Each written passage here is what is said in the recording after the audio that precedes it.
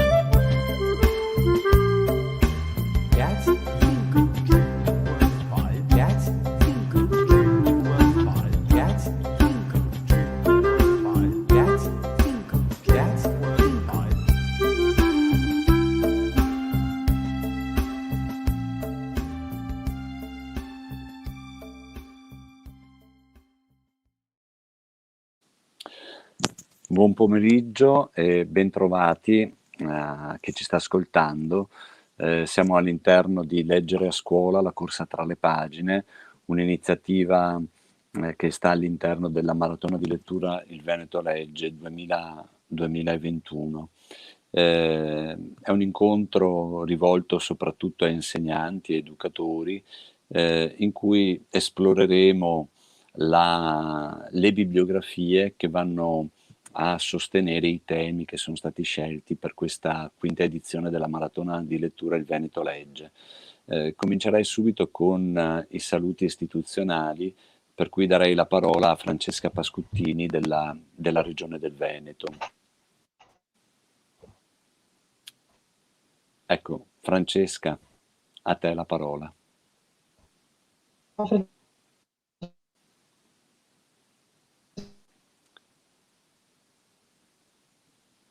Francesca, ci senti?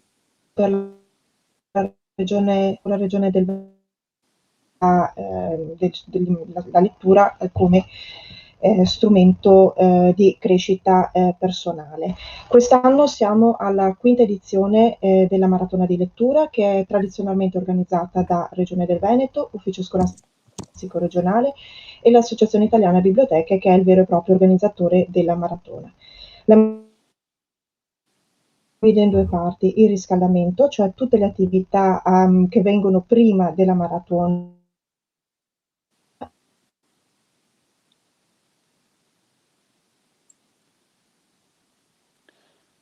Abbiamo perso la connessione con Francesca Pascuttini. Ci stava ricordando appunto che gli organizzatori della maratona sono la Regione del Veneto, in collaborazione con l'Ufficio Scolastico Regionale e l'Associazione Italiana Biblioteche. In attesa di recuperare la connessione con Francesca, darei la parola al professor Mario Tedesco dell'Ufficio Scolastico Regionale. Eccolo qua. Perfetto. Tedesco.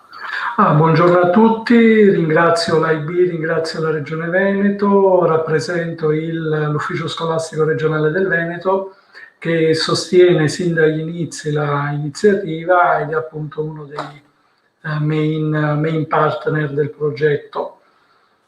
L'iniziativa quest'anno assume un valore particolare perché comunque accompagna questo spirito di ripresa, di ripartenza che condiziona un po', che ispira tutta la vita sociale dopo l'emergenza sanitaria dalla quale non siamo ancora completamente usciti, e la scelta dei temi per l'iniziativa del Veneto Legge è quanto mai significativa. L'acqua, elemento fondamentale per la vita e elemento comune alla nascita di tutti gli insediamenti umani, che ha accompagnato la storia millenaria di questo territorio, il riferimento ai centenari che ricorrono quest'anno nel 2021, quindi partiamo da 3 autori che hanno un fortissimo legame col territorio e che hanno operato su linguaggi diversi: Rodolfo Sonego per il cinema, brillante sceneggiatore e profondo sceneggiatore dei film della commedia all'italiana; Mario Rigoni Stern, cantore del territorio e della storia degli uomini, travolti anche dai grandi eventi, ma che nei grandi eventi hanno saputo far vivere la propria dignità e mantenere il proprio attaccamento al territorio; e Andrea Zanzotto, grande autore del linguaggio poetico del Novecento italiano.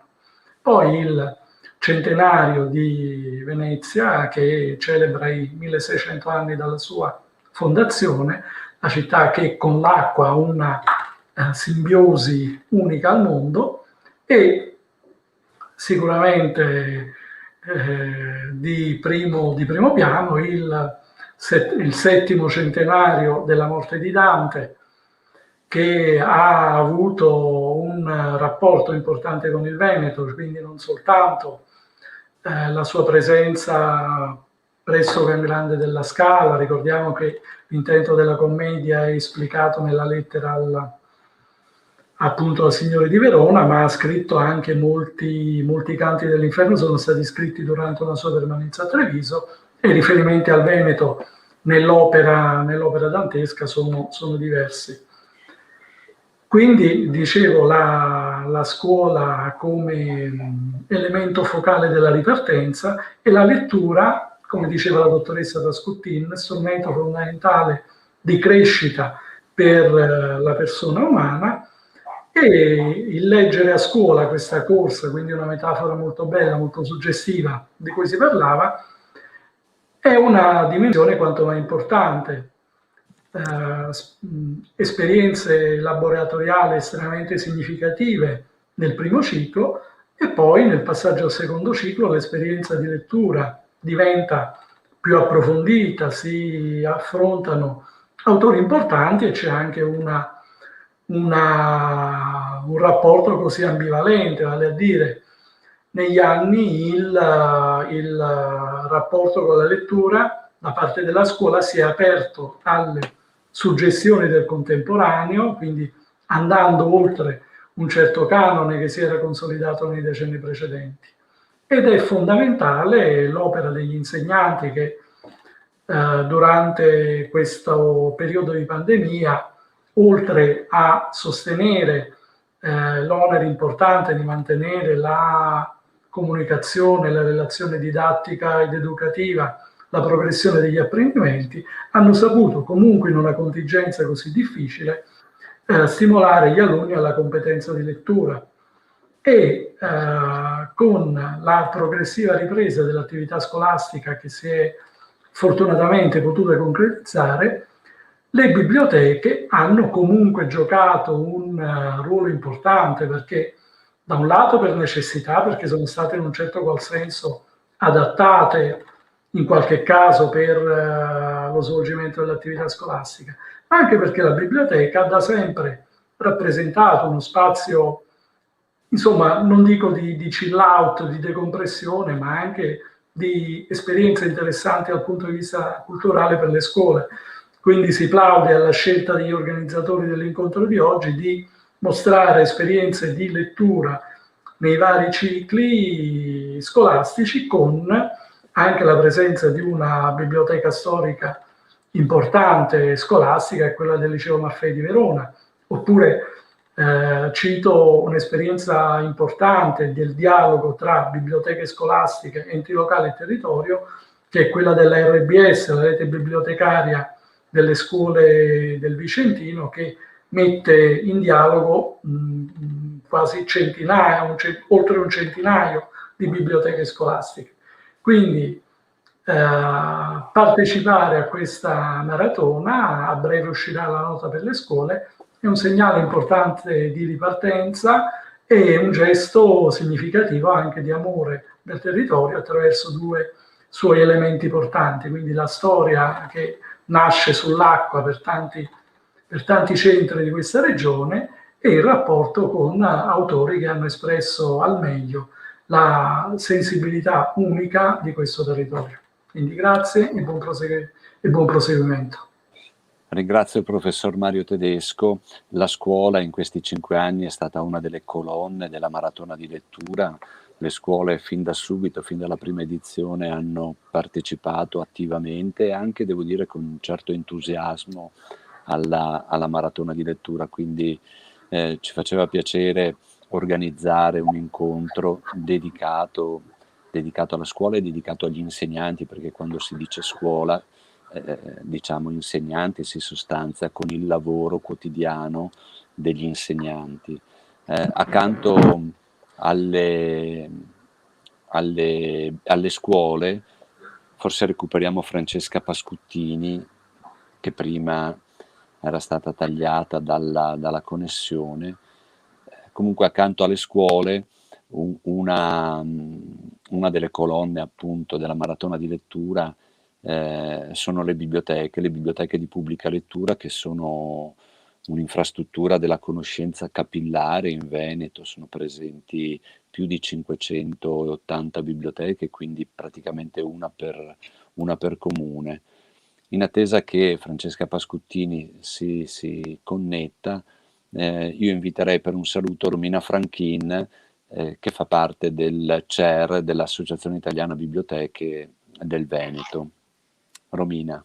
Bene, buongiorno a tutti e grazie dell'invito. Allora, io voglio fare un semplice saluto e un ringraziamento a tutti quelli che collaborano a questa importante iniziativa che è la Maratona di Lettura. Vi porto intanto il saluto di tutto il comitato esecutivo regionale dell'Associazione Italiana Biblioteche. Io faccio parte appunto della sezione del Veneto. Ormai da qualche anno ci impegniamo attivamente e proponiamo questa iniziativa che è la Maratona di Lettura, che per noi è particolarmente importante perché porta, diciamo, a regime ed evidenzia quanto le biblioteche e le scuole fanno per la promozione alla lettura.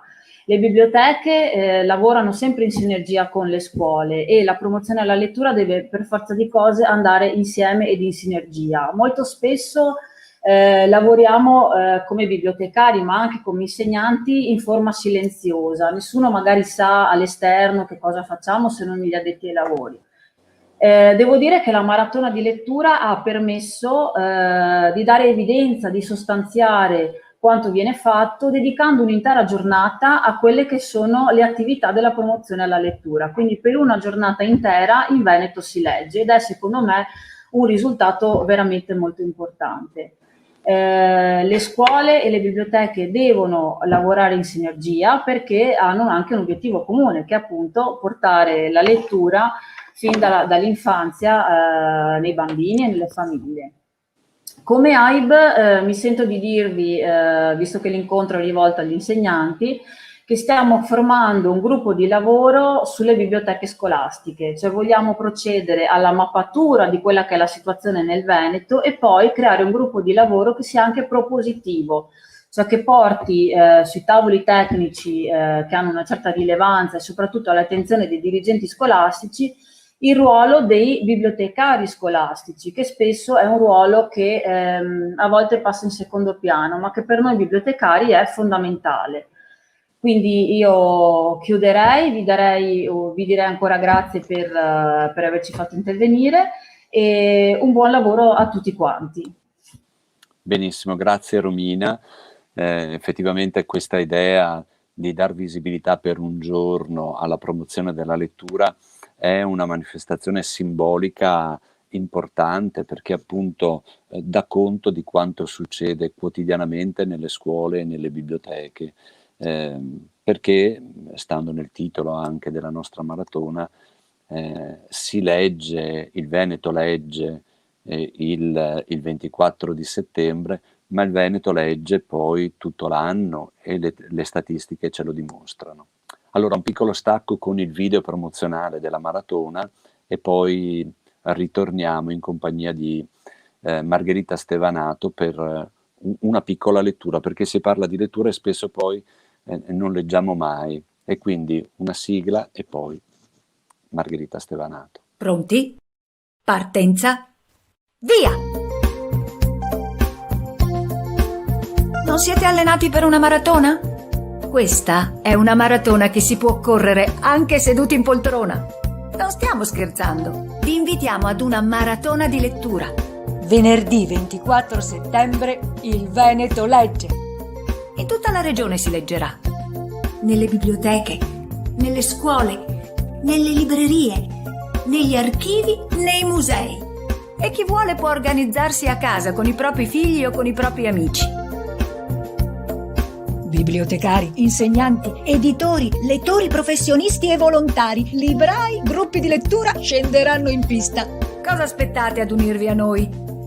Visitate il sito www.ilvenetolegge.it e troverete informazioni dettagliate su come iscriversi alla maratona e ricevere i materiali per prepararsi al meglio. Per arrivare senza il fiatone alla fine della lettura, allenarsi un po' non guasta. Il Veneto legge. Segna la data e seguici passo dopo passo.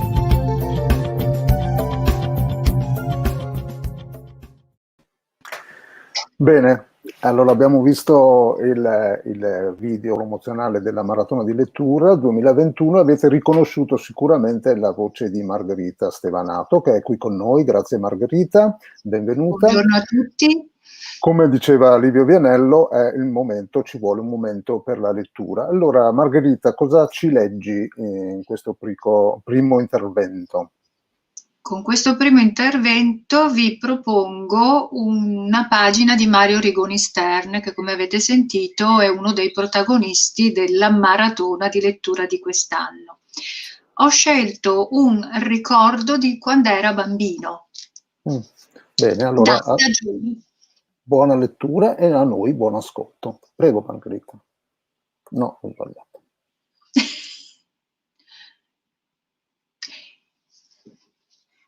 Per il giorno di San Marco c'era l'immancabile arrivo dei rondoni. Mio nonno ai primi di aprile mi faceva scrivere una cartolina postale al capo dei rondoni neri Alessandria d'Egitto, Africa. L'inverno è passato e non c'è più neve. La stagione è buona e come sempre abbiamo per voi il tetto e la soffitta. Vi aspettiamo, Mario e nonno Toni. Andavo di volata a imbucare la cartolina, non nella buca delle lettere della piazza, ma in quella delle regie poste. E la nostra cartolina davvero arrivava laggiù, lontano lontano, perché dopo una quindicina di giorni ritornava la risposta. Una cartolina con immagini e francobolli strani, ma non guardavo da che paese arrivasse. A nonno Toni e Mario, via Ortigara, Italia. Cari amici, da noi l'inverno è stato buono, ma ora fa molto caldo. Arriveremo alla solita data, arrivederci, il capo dei rondoni neri. Alla sera del 24 aprile osservavo attentamente il cielo per scoprire per primo la pattuglia di rondoni che veniva in avanscoperta. Erano 2 o 3 e quando li vedevo solcare il cielo sopra la nostra casa correvo dal nonno per dargli l'annuncio. Il nonno in quelle sere era sempre seduto al solito posto al tavolino del caffè Regina Margherita a bere la sua birra e fumare il suo Virginia. Gli gridavo correndo: sono arrivati, sono arrivati! Lui mi faceva tirare il fiato, bere un piccolo sorso dal suo bicchiere. Eccoli lì in alto, guarda nonno, come volano veloci! Sì, li ho visti anch'io. Sono sempre di parola. Domani arriveranno tutti gli altri. Riferire che il tempo è bello e mi regalava una caramella al miele. Veramente, l'indomani, giorno di San Marco, il cielo si riempiva dei loro voli e delle loro strida. Qualche volta sospendevo il gioco per osservarli assieme al nonno fare il loro. Non simile, bensì identico al nostro, di ragazzi sulla piazza del mercato. Nonno, che siano loro, che hanno imparato da noi. No, rispondeva, siamo noi che abbiamo imparato da loro. Questo è il gioco dei rondoni. Un gruppo insegue un altro e quando un rondone è inseguito staccandosi e virando riesce a tagliare lo spazio tra i due gruppi, le parti si invertono e gli inseguitori diventano inseguiti. Noi questo correre sulle strade attorno alla piazzetta lo chiamavamo taglia. Ma che bello sarebbe stato averlo potuto fare in cielo. E questo era Mario Rigoni Stern, da Stagioni. Benissimo, grazie Margherita di questa lettura, questo Mario Rigoni Stern, che è appunto, come dicevi tu, uno dei protagonisti, il centenario, uno dei centenari di questa maratona del 2021. E adesso passiamo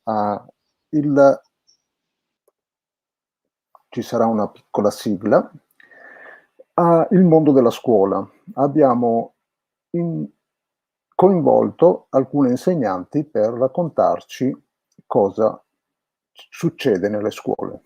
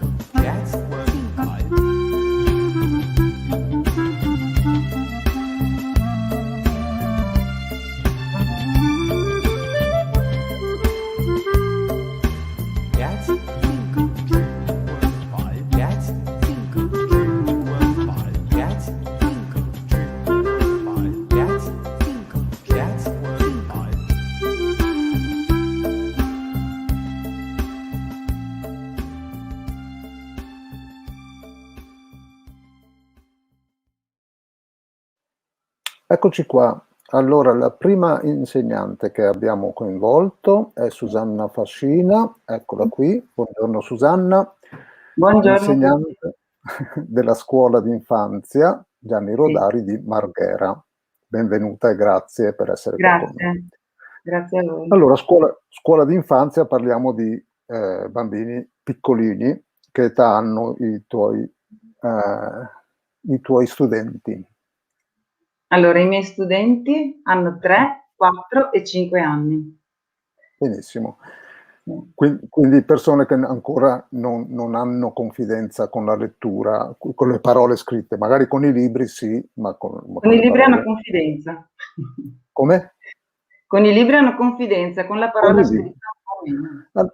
Allora, ci racconti un po' come funziona la lettura in una scuola dell'infanzia come la tua? Allora, devo dire che lavoro in una scuola, in un bell'ambiente, in un posto dove si pensa che la lettura sia un elemento fondamentale della quotidianità, ma soprattutto che la scuola sia un bel posto dove leggere.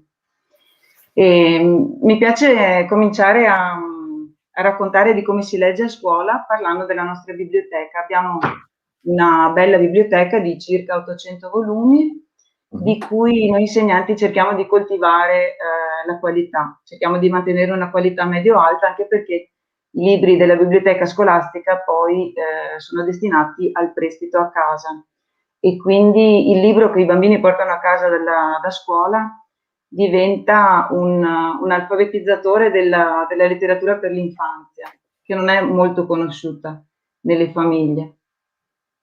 Abbiamo libri, abbiamo albi illustrati, abbiamo albi di divulgazione scientifica, abbiamo cartonati, silent book E nell'ultimo periodo stiamo cercando di implementare i libri in lingua, i libri bilingui, perché abbiamo un'altissima percentuale di bambini e bambine non italofoni o comunque provenienti da altre culture. Abbiamo anche una bibliotechina di sezione in cui la qualità è meno curata, di accesso più libero da parte dei bambini, dove i protagonisti dei libri sono personaggi a loro conosciuti, personaggi televisivi. Riteniamo sia importante anche questo aspetto perché riporta la quotidianità del bambino e vengono utilizzati anche per giocare alla biblioteca, per giocare a leggiamo come la maestra quando legge ad alta voce. Poi naturalmente abbiamo la lettura. Scusa? No, prego. Abbiamo la lettura quotidiana ad alta voce e qui, sì, ripeto, mi piace pensare alla lettura sezionale come ad un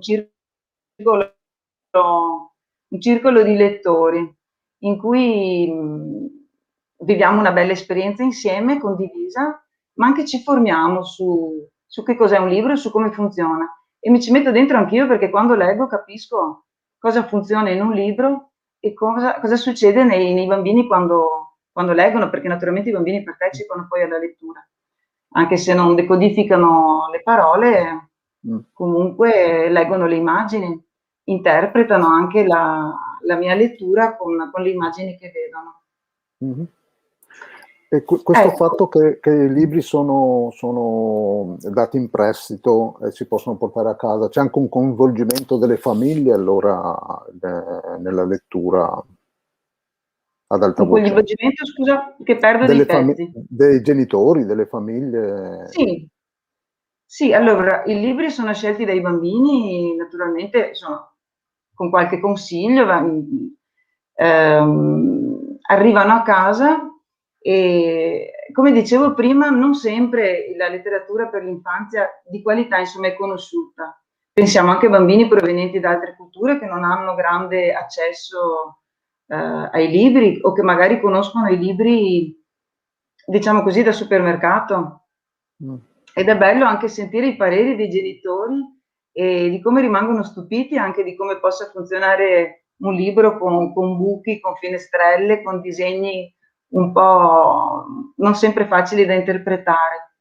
E a me piace anche quando alcuni genitori riportano anche delle perplessità. Ricordo, non so, una volta un genitore mi disse che il libro aveva un difetto perché non aveva le parole, era un silent book.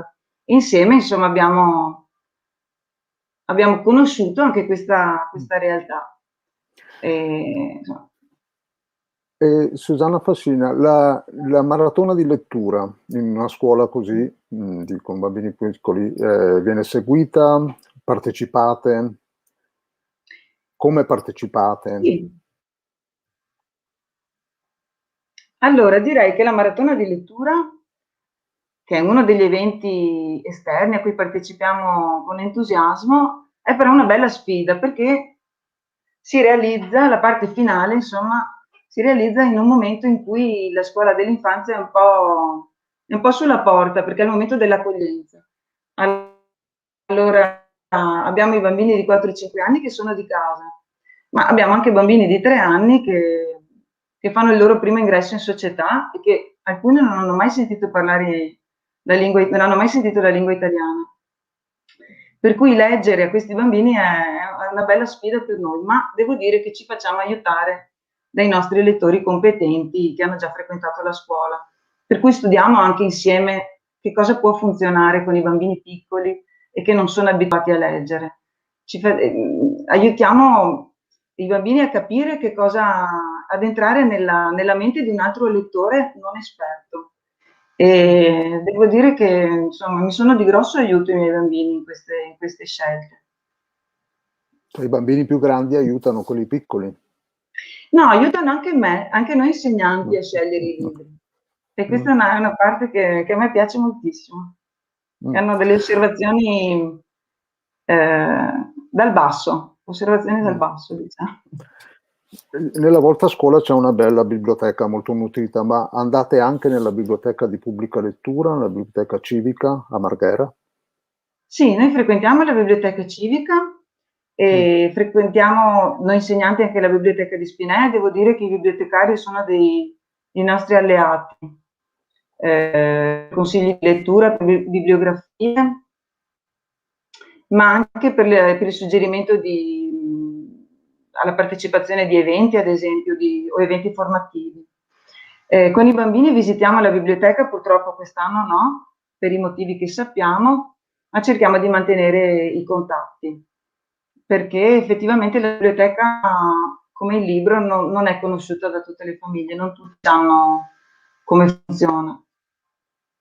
Per cui i bambini che visitano la biblioteca con la scuola poi aiutano anche i genitori a capire il valore e le risorse che ha una biblioteca pubblica e come funziona. E a proposito della maratona, c'è una bibliografia, no? Voi seguite la bibliografia, hai un paio di titoli che ti piace raccontare, che avete letto a scuola, oppure che i bambini scelgono più spesso dentro o fuori della bibliografia della maratona? Allora, noi ci basiamo sulla bibliografia proposta della maratona di lettura, ci facciamo consigliare dalle consigliere dei bibliotecari e quindi anche da suggerimenti e suggestioni del bibliotecario coinvolto. E poi ci facciamo aiutare anche dai bambini. In questo periodo, ad esempio, stiamo valutando un po' di albi illustrati sulla tematica dell'acqua,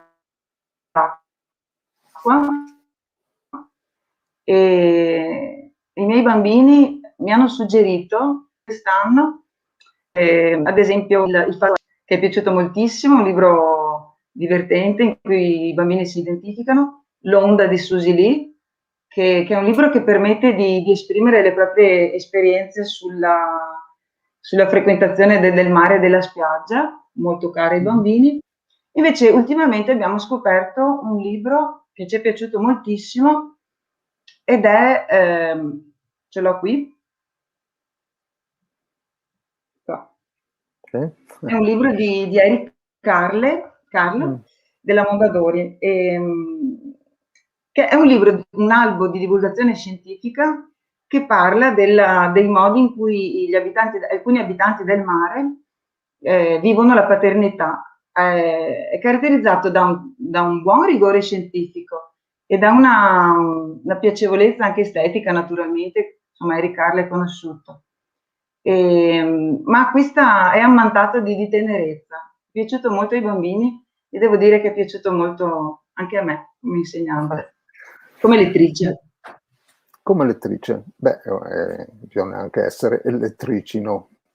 Prima insieme a essere insegnanti è una cosa fondamentale. Allora, mi sembra di aver capito che la lettura è uno strumento anche, no? Per condividere insieme, per creare l'insieme classe, per dare ai bambini e alle famiglie delle opportunità anche di vivere altri luoghi come la biblioteca, la scuola, eccetera. Allora, io direi che possiamo, se vuoi aggiungere qualcosa, se no possiamo chiudere qui il nostro incontro sulla scuola dell'infanzia. Ringraziamo Susanna Fascina della scuola Rodari di Marghera e passiamo al prossimo intervento. Facciamo intervenire Livio Vianello, eccolo qua, che ci presenterà la prossima insegnante. Benissimo, allora dopo la scuola dell'infanzia abbiamo scelto alcune esperienze che sapevamo aver partecipato alla maratona in questi anni, per cui da Marghera ci spostiamo a Ponte nelle Alpi, dove incontriamo la maestra Lucia Santin. Eccola, benvenuta, grazie per essere. Allora, abbiamo sentito l'esperienza della scuola dell'infanzia e a volte non si pensa che la scuola primaria è il luogo importantissimo dove i bambini incontrano la lettura, cioè incontrano la tecnica della lettura. Mi pare di ricordare che tu hai avuto una prima e una seconda in questi ultimi 2 anni e quindi è stato particolarmente faticoso affrontare l'esperienza, no, della scrittura e della lettura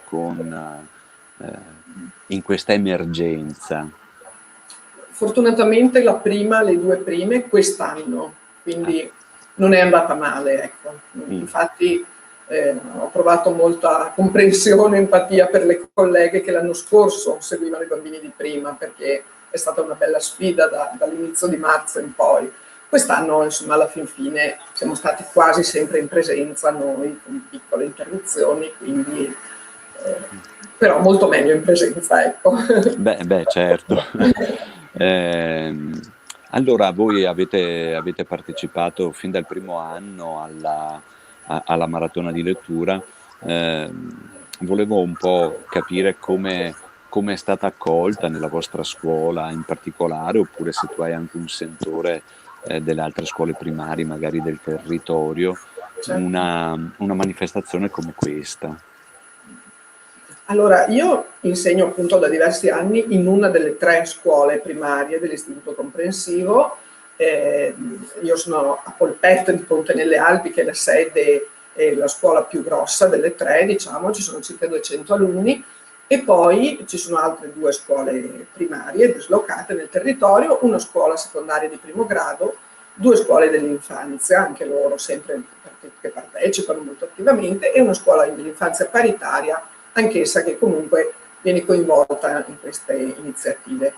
E, come dicevi, ovviamente la scuola primaria è il luogo dove i bambini incontrano la parola scritta e letta, e quindi nell'arco dei 5 anni molte energie delle insegnanti, molta parte del nostro lavoro, in primis degli insegnanti di lingua italiana, ma non solo, è dedicato proprio a fare in modo che i bambini padroneggino la tecnica, senza la quale sappiamo anche che è faticoso passare al piacere della lettura, no? I bambini che faticano un po', sappiamo quanto poco a volte riescano a provare piacere, a provare gusto.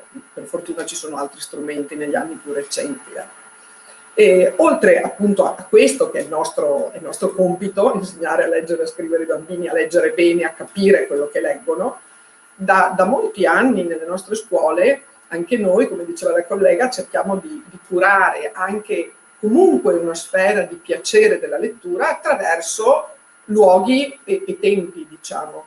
Quindi anche in tutte le nostre scuole c'è una biblioteca, nel senso di un'aula dedicata alla lettura, nella sede della scuola media, scuola secondaria, che è anche sede dell'istituto, c'è una biblioteca proprio grande, molto ben attrezzata, e poi in tutte le scuole dell'infanzia e primarie ci sono l'aula di lettura con una buona dotazione di libri che anche noi cerchiamo ogni anno di rinnovare, di curare, con spazi anche accattivanti. Abbiamo i divanetti, quest'anno naturalmente la gestione è stata diversa, ma sono spazi in cui si va e si sta anche, no? Ci si prende il libro, per questo abbiamo degli orari, abbiamo una tabella in cui ci si prenota settimanalmente il tempo per andare a leggere, ed è uno spazio in cui la lettura è più libera. I bambini possono prendere in prestito i libri da portare a casa, scelti liberamente, appunto, tutt'al più c'è un consiglio dell'insegnante o l'insegnante aiuta a cercare, no? Il bambino dice vorrei una storia di animali o mi piacciono le filastrocche, però la scelta è libera, c'è un tempo per il prestito e c'è poi la restituzione senza nessuna richiesta da parte dell'insegnante, se non quello che può scaturire dai bambini, uno scambio libero, mi è tanto piaciuto, oppure è bello quando cominciano a consigliare i libri ai bambini, quello è proprio un momento, ai compagni, quello, secondo me è uno dei momenti migliori di raccolto, no? Ecco, la maratona si inserisce in tutto questo, cioè per noi è una delle occasioni, abbiamo appunto aderito fin dalla prima edizione, perché è una di queste occasioni in cui la lettura cattura ancora di più la nostra attenzione, cioè quel giorno è dedicato alla lettura, è un momento anche di condivisione forte, perché, appunto, ripeto, in una scuola grande come la nostra, pensare che quel giorno tutti fanno quella cosa lì, che è leggere, no? Che ovviamente appunto lo si fa ogni giorno per le finalità che abbiamo detto, però è un momento di condivisione. In quest'ottica è anche molto importante, come diceva inizialmente la responsabile delle biblioteche, anche il ruolo di coordinamento che può avere un insegnante, perché molto è cambiato da quando c'è anche nella nostra scuola qualcuno che si occupa di coordinare questi eventi, no?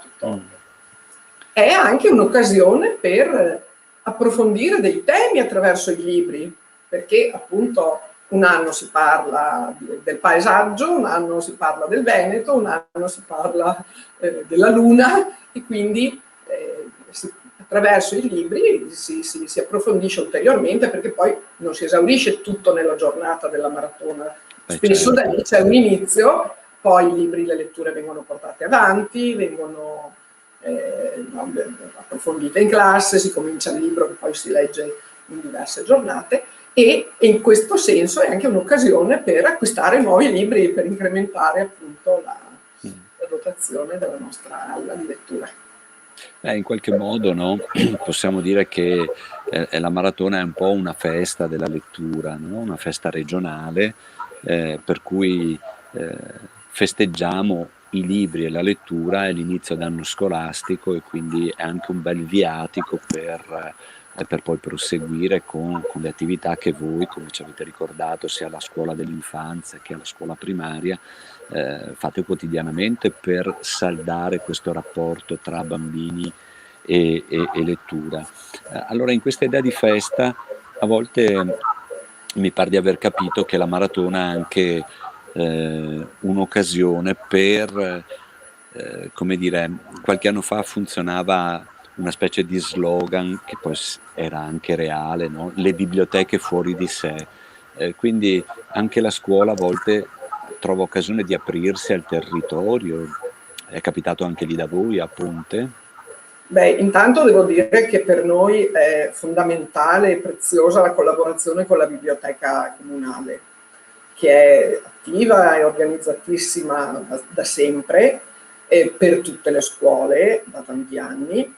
Noi in più abbiamo la fortuna di essere adiacenti, cioè c'è l'edificio della biblioteca che è separato dalla nostra scuola solo da una rete, però il cancello è sempre aperto, no?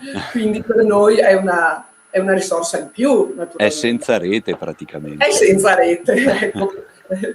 E quindi, ad esempio, anche il prestito dei libri noi lo possiamo alternare, no? Anche per offrire appunto una scelta più vasta. Qua, ogni tanto, anziché scegliere i libri nella nostra aula di lettura, andiamo a sceglierli, a prenderli in prestito presso la biblioteca. La bibliotecaria estremamente competente e disponibile, con la quale ormai c'è un canale apertissimo di collaborazione, ad esempio il fatto di essere così vicini ci dà anche la possibilità di organizzare letture anche in maniera veloce, non so, verresti la prossima settimana a leggere, no? Dare questo. Quindi questo è fondamentale, e per la maratona programmiamo insieme, quindi chi di noi si occupa all'interno delle scuole, delle singole scuole, di ideare, organizzare, coordinare le attività, le concordiamo, poi le trasmettiamo alla bibliotecaria, in modo anche che anche lei magari acquista qualche libro diverso dai nostri, quindi le opportunità si amplificano, e esce il comune, la biblioteca comunale esce con un'unica locandina in cui sono inserite tutte le attività anche delle scuole. Questo per il territorio credo che sia un segnale veramente, veramente forte, no? E appunto è anche un'occasione anche leggere al di fuori della scuola, dello spazio fisico, anche vederci leggere in giardino, nel giardino della biblioteca, o in un momento che ricordo che è stato particolarmente piacevole. Abbiamo fatto una lettura serale 2 anni fa, quando si celebrava i 50 anni dell'allunaggio, no? Quindi la sera con la luna, con i bambini sotto la coperta nel giardino della biblioteca, con i genitori che li hanno accompagnati, è stato veramente un momento forte di visibilità, non nel senso di mettersi in mostra, ma di far vedere la scuola c'è, la biblioteca c'è, a scuola si fa, una cosa che ci fa bene, che fa molto bene ai bambini, ai genitori, a noi. Beh, io credo che sia importante, oltre a leggere, ma anche veder leggere. Cioè l'esempio, no? Che vuol dire l'esempio dei propri compagni, per dire, oppure anche l'esempio dei propri bambini, delle maestre che leggono. Come dire, mettere insieme, far vedere alle famiglie, ma far vedere poi a tutti, anche agli amministratori e ai cittadini che magari passano casualmente oppure vengono apposta per, credo sia un bel esempio. La forza dell'esempio credo che sia impagabile in qualche modo. Beh, allora ringrazio Lucia Santin della scuola primaria di Polpetto di Ponte nelle Alpi, buon lavoro e a presto senz'altro. Grazie a voi.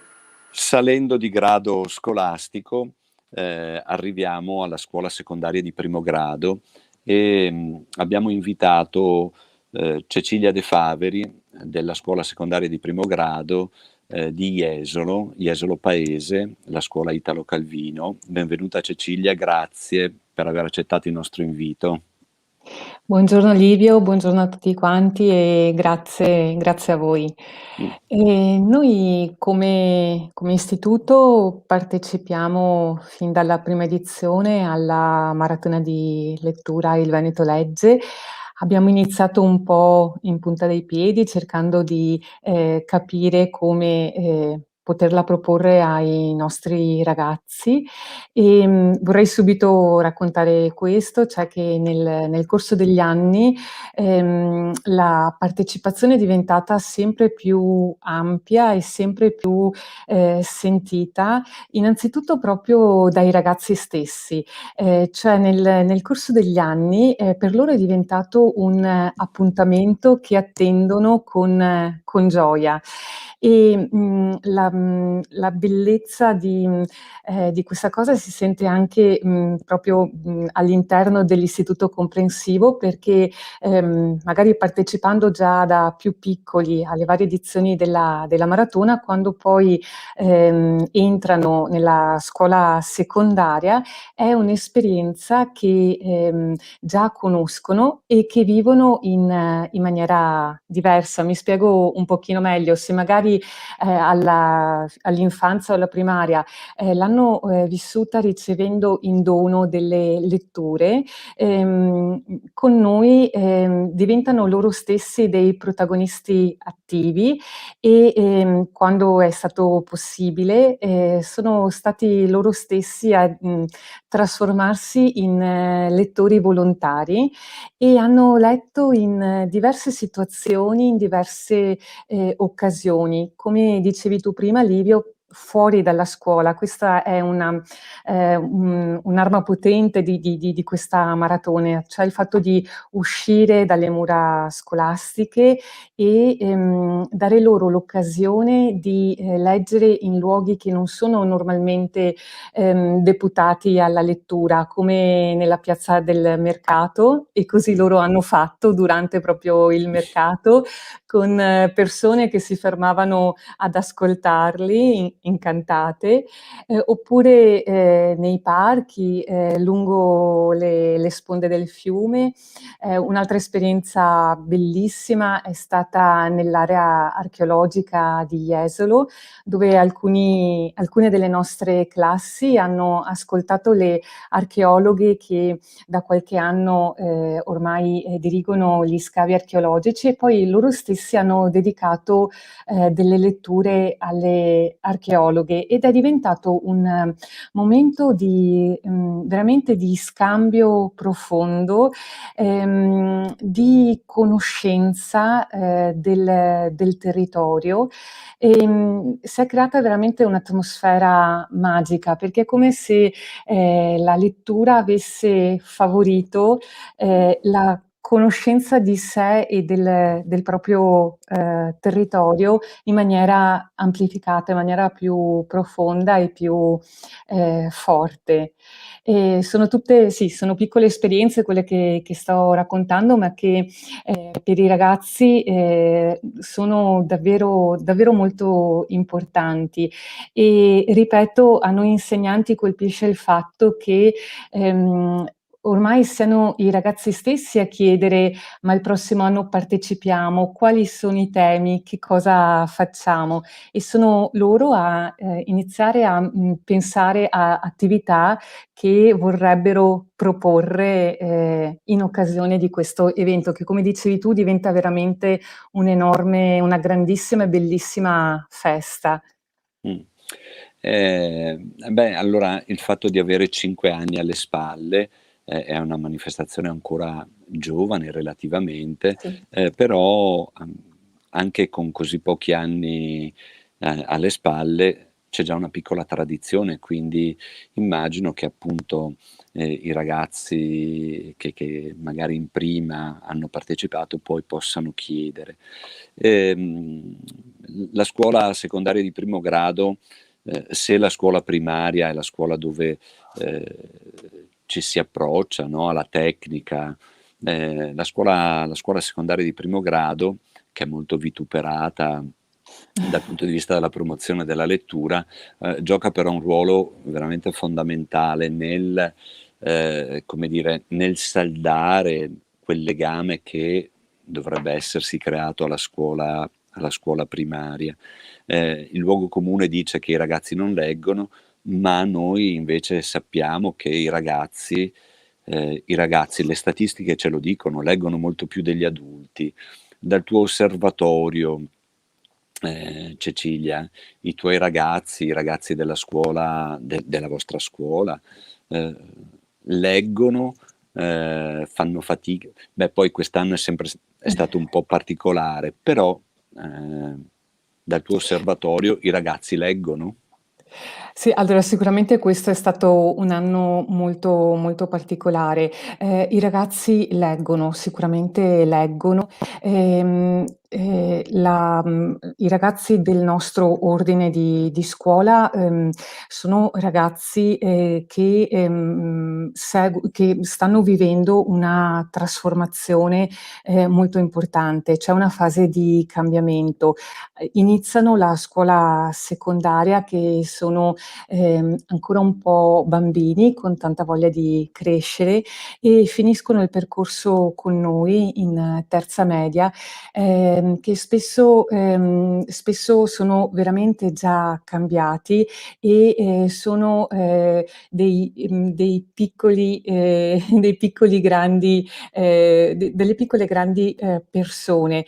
Quindi forse la difficoltà per noi, o la sfida più che la difficoltà per noi insegnanti della scuola secondaria di primo grado, è a aiutarli a mantenere viva la passione per la lettura e a aiutarli anche a rinsaldare quelle che sono le loro passioni, perché sono appunto in una fase di cambiamento e quindi hanno il desiderio di scoprire letture nuove, percorsi nuovi, anche se vogliamo un nuovo modo di leggere più in profondità, per cui per noi la sfida sicuramente è quella di accompagnarli in questo momento di crescita e di cambiamento, ma devo dire che loro ci dimostrano sempre molto interesse, molto entusiasmo, sono davvero aperti alle varie proposte che facciamo loro. Benissimo, allora ringrazio anche la professoressa De Faveri, Cecilia, per questo racconto, e saliamo di grado e quindi passiamo alla scuola secondaria di secondo grado. Il nostro ospite è la professoressa Matilde Bandini del liceo Maffei di Verona. Ben trovata e grazie. Di aver accettato l'invito. Si diceva appunto con la professoressa De Faveri, i ragazzi leggono. le statistiche ce lo dicono che i ragazzi leggono, magari non leggono quanto noi vorremmo naturalmente, perché però mi è capitato anche in questi giorni di incontrare dei ragazzi e quando ho chiesto loro se erano dei lettori, hanno cominciato a nicchiare dicendo no, ma non siamo dei lettori. Quando poi sono sceso in concreto e ho chiesto loro, bando alle ciance, quanti libri leggete in un anno? Allora hanno cominciato, no, uno alza la mano e dice, beh, 4, 3, 7, poi c'è qualcuno che legge di più, c'è chi legge 0 naturalmente, però, come dire, chi legge 4 libri l'anno legge 8 volte tanto un adulto medio, quindi, come dire, bisognerebbe anche rinfrancare questi ragazzi. Allora, siamo alla scuola secondaria di secondo grado, dove la lettura si fa anche molto più complessa, e abbiamo invitato la professoressa Bandini perché si occupa anche della biblioteca scolastica. All'inizio dell'incontro una bibliotecaria dell'Associazione Italiana Biblioteche ci diceva che vogliono istituire un tavolo sulle biblioteche scolastiche. Allora vorremmo capire, una biblioteca scolastica virtuosa che cosa fa? E la vostra? Non siamo virtuosi, siamo solo appassionati un po'. Dice niente. Allora, intanto io ripeto quello che ho detto al suo collega, mi scuso con tutti, non vedo quanti siamo, però proprio stiamo facendo un'attività, scegliendo i vincitori del concorso, che è una delle attività che facciamo nella nostra scuola. Mi dispiace non aver sentito e non poter seguire, quindi, perché mi sembra di aver capito che ci siano anche delle proposte interessanti. Mi scuso, rivedrò e poi contatterò gli organizzatori. Vi posso dire cosa abbiamo cercato di fare noi per concentrandoci sulla passione della lettura. Noi abbiamo una biblioteca della sede molto ricca, che ha 30.000 volumi, ma anche altri da catalogare, con un fondo storico, e poi una biblioteca più piccola della succursale. Il tutto è andato un po' sui muriccioli, perché 3 anni fa hanno ristrutturato la scuola, hanno smembrato completamente. Abbiamo cominciato con l'aiuto dei ragazzi a riordinarla, ma proprio sono state cambiate le stanze, finito in sottoscala. Con 2 anni di lockdown ci siamo fermati. Quindi il prestito nella biblioteca funziona, ma male, come potete capire.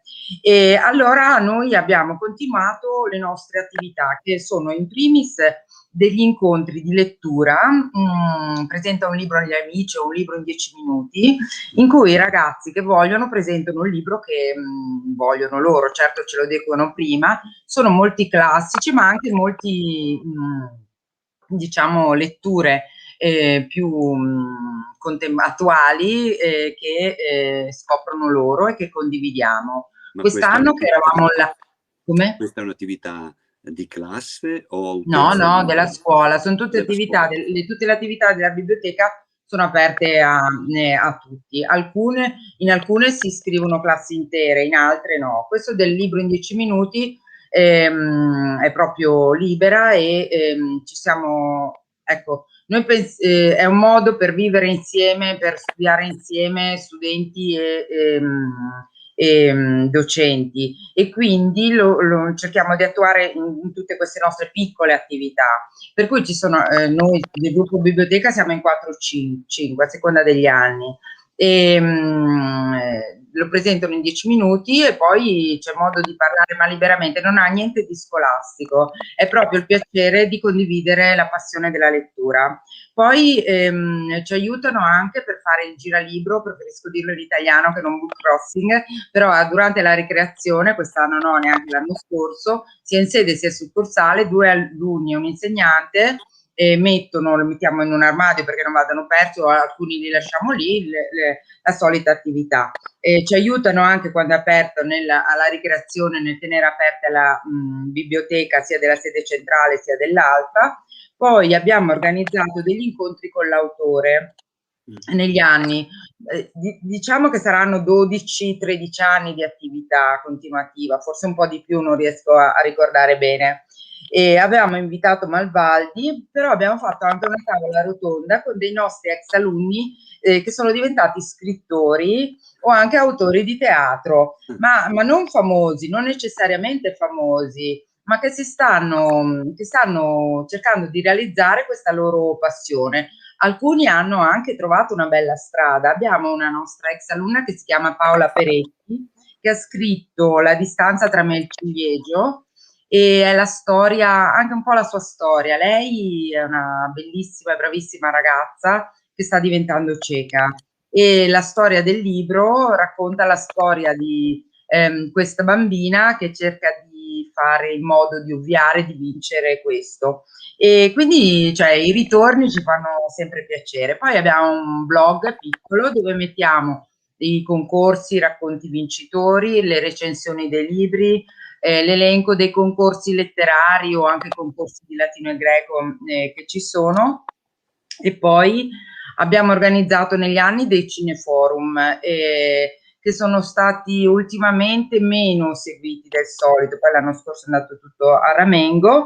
E poi che cosa abbiamo organizzato anche noi, quello che ha messo a posto la nostra biblioteca, forse qualcuno di voi lo conosce, è il professor Giulio Modena, che ha anche catalogato secondo la catalogazione DIWI, per cui lui, che è andato in pensione, però torna e ha fatto i corsi di catalogazione ai nostri alunni, che poi ci aiutano, speriamo il prima possibile di poter riprendere il tutto in questo. Poi ci sono state attività più, poi abbiamo partecipato alla giuria letteraria da un po' di anni del premio Adelina della Pergola, per cui dei ragazzi delle superiori sono chiamati a fare cioè la giuria letteraria di questo concorso, e mi sembra che si sia concluso, oggi è mercoledì, no? Sì, oggi stamattina si è concluso. Le cose più estemporanee sono durante la ricreazione nella biblioteca, soprattutto della succursale, momenti in cui, siccome è un po' nel piano interrato, non diamo fastidio a nessuno, allora organizzandoci leggevano, un anno hanno letto alcuni versi della poesia dell'antologia di Scrivà accompagnate dalla musica di qualcuno dei nostri studenti, altre volte abbiamo fatto piccoli incontri di poesia e musica.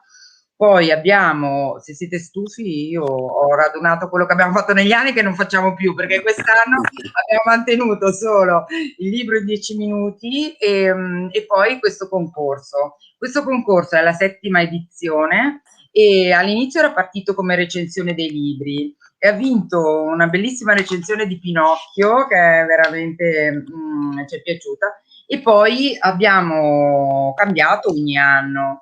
E adesso stavamo appunto decidendo il vincitore. C'è una sezione del ginnasio, una sezione del liceo, biennio o triennio come preferite, a volte sono temi diversi, a volte sono temi uguali, e quest'anno si sono iscritti 70 e hanno partecipato in 42, che per noi è veramente molto. A volte sono in 20, 25, 30, a volte siamo scesi a 14 così, però è anche un modo per insomma, ogni scrittore è stato prima lettore, quindi ci sembra si possa collegare. Abbiamo organizzato, finisco, degli incontri sulla storia dei libri e delle stampe, o con il professor Modena, che ha anche fatto vedere la biblioteca con le 500 così alle classi, questo sì, a gruppi di classe, oppure era venuto, perché poi noi abbiamo gli ex maffeiani che tornano, quindi c'era Bazzani che ha una non so, un negozio di stampe così, che è venuto a farci vedere stampe e libri antichi. E che cos'altro vi posso dire? Penso basta di avervi annoiato abbastanza. In realtà le cose funzionano a seconda degli alunni e degli anni. Ci sono degli anni in cui riusciamo a trovare alunni più appassionati e più disponibili, e quindi è veramente molto bello anche solo lavorare con loro per riordinare la biblioteca o condividere questa lettura.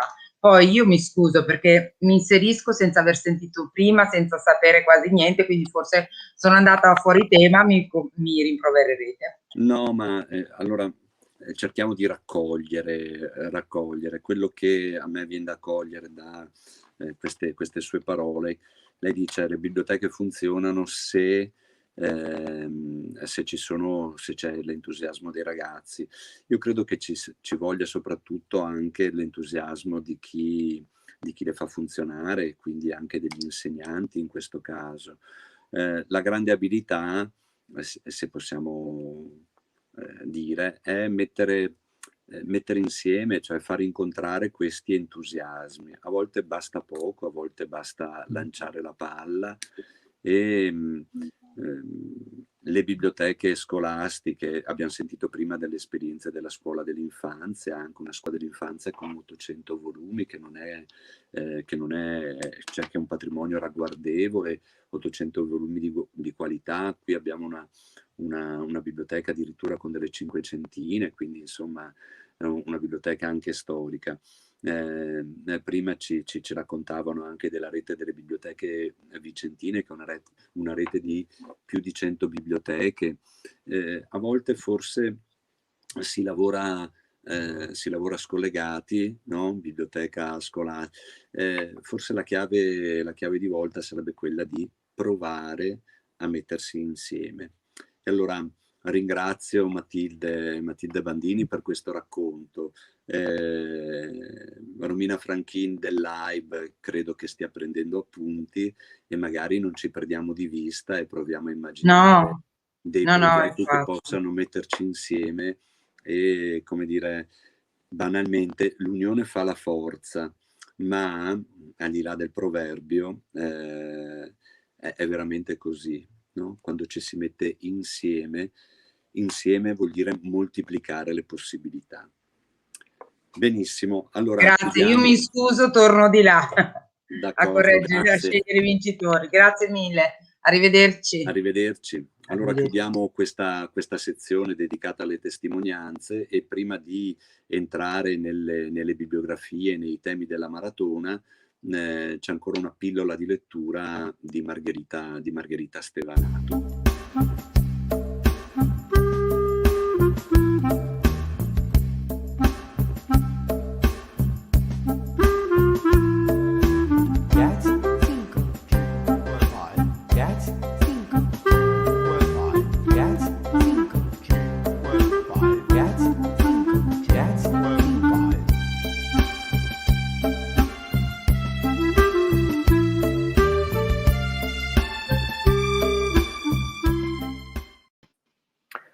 Bene, siamo qui adesso con Margherita, che dopo tutti questi racconti, questi incontri con bambini piccoli, grandi, medi e superiori, ci ha preparato un'altra lettura. Allora, cosa ci leggerai adesso, Margherita? Allora, adesso vi leggerò L'uomo d'acqua e la sua fontana. Naturalmente il tema è l'acqua, ma è un album illustrato che fa parte di quegli album illustrati che sono indicati 0-99 anni. Allora, perché è una storia veramente bella. Esatto. Ci stiamo anche noi, allora. Esatto, ci stiamo dentro. Bene, allora quindi, buona lettura e buon ascolto a noi. Bene. L'uomo d'acqua e la sua fontana di Ivo Rosati e Gabriel Pacheco. L'uomo d'acqua e la sua fontana. Qualcuno aveva lasciato il rubinetto aperto. Il padrone di casa non tornò mai più, chissà dove era finito. Forse era andato alle isole Figi, magari partito per cercare fortuna dove ci sono le miniere di oro blu. In Africa, dicono. Alla fine accadde che l'acqua, forza di accumularsi, rimbalzare, scivolare su e giù, fece nascere un uomo alto, blu, trasparente e cristallino. Un uomo d'acqua, appunto. Lo ridico, per chi non ha capito, un uomo d'acqua che all'ultima goccia, quella che gli formò il ciuffo ricurvo di capelli a metà della fronte, si alzò improvvisamente in piedi e saltò fuori dal lavandino dicendo: «Che cavolo ti faccio qui?» Scese le scale e uscì in strada. Per tornare al mare o al lago, al limite in un canale. Chi lo vide lo scambiò per una pozzanghera, qualcuno per una fontana, per un riflesso d'acqua o per un'allucinazione. Scusi, lei dove va? Fatto un giro, rispose, ma non può bagnare dappertutto, è contro la legge.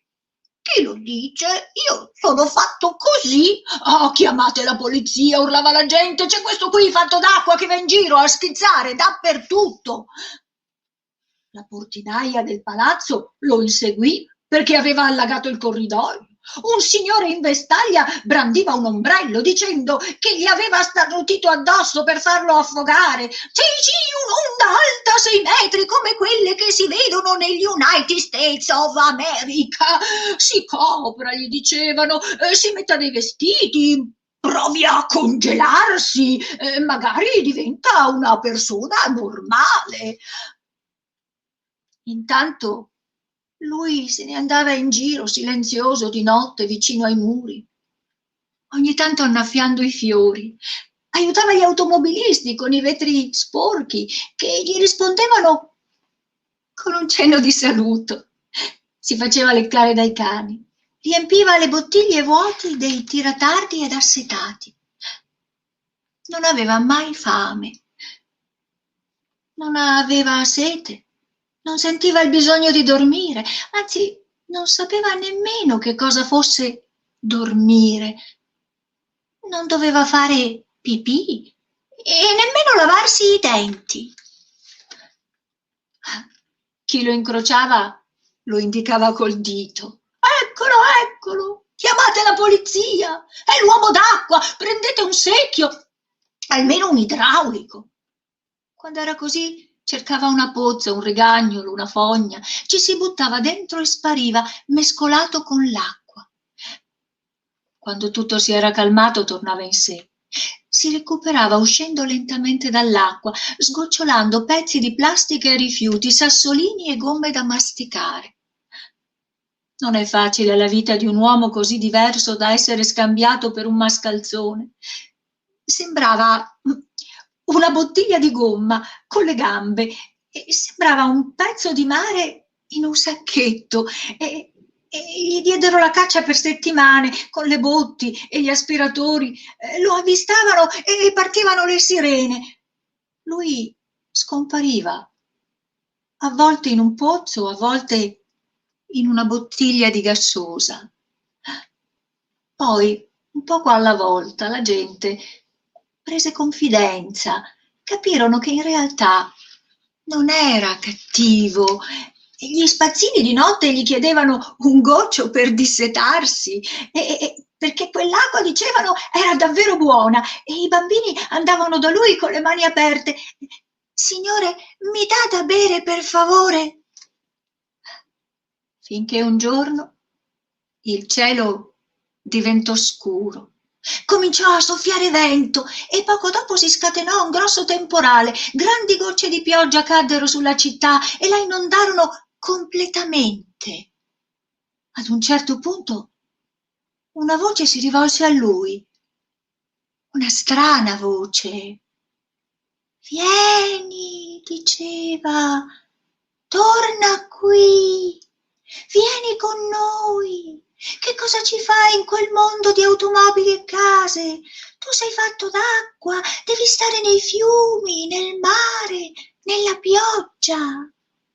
E via di questo passo in un mugolo di paroline leggere soffiate intorno a lui, che lo inseguivano dappertutto, non gli davano pace.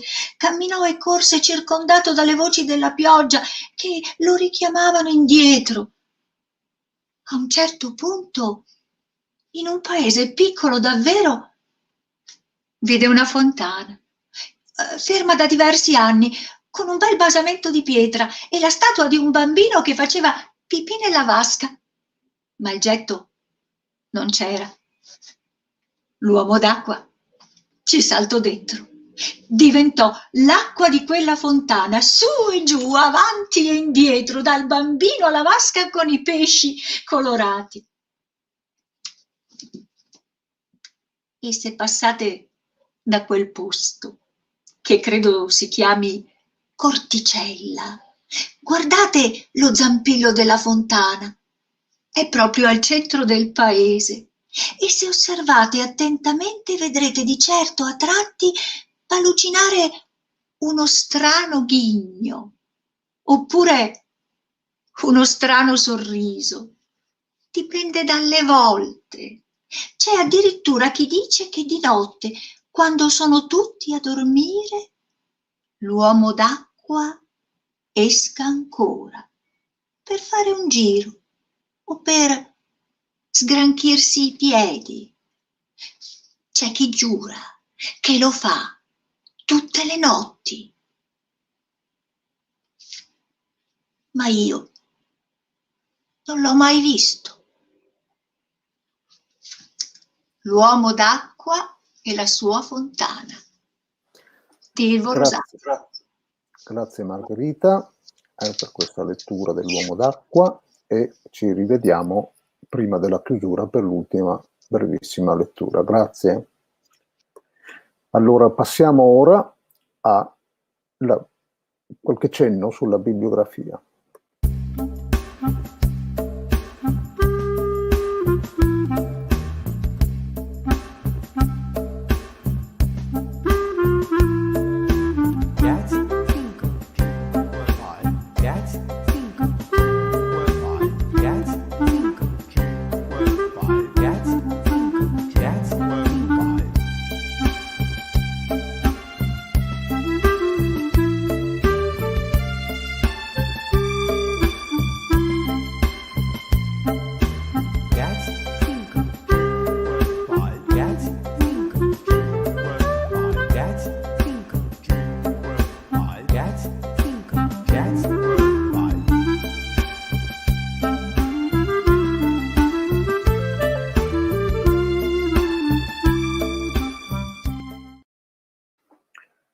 Bene, siamo qui con Livo Vianello e insieme alterniamoci sui temi principali di questa bibliografia che, come sapete, ogni anno viene richiesta da alcune biblioteche o altre realtà del mondo della lettura della regione.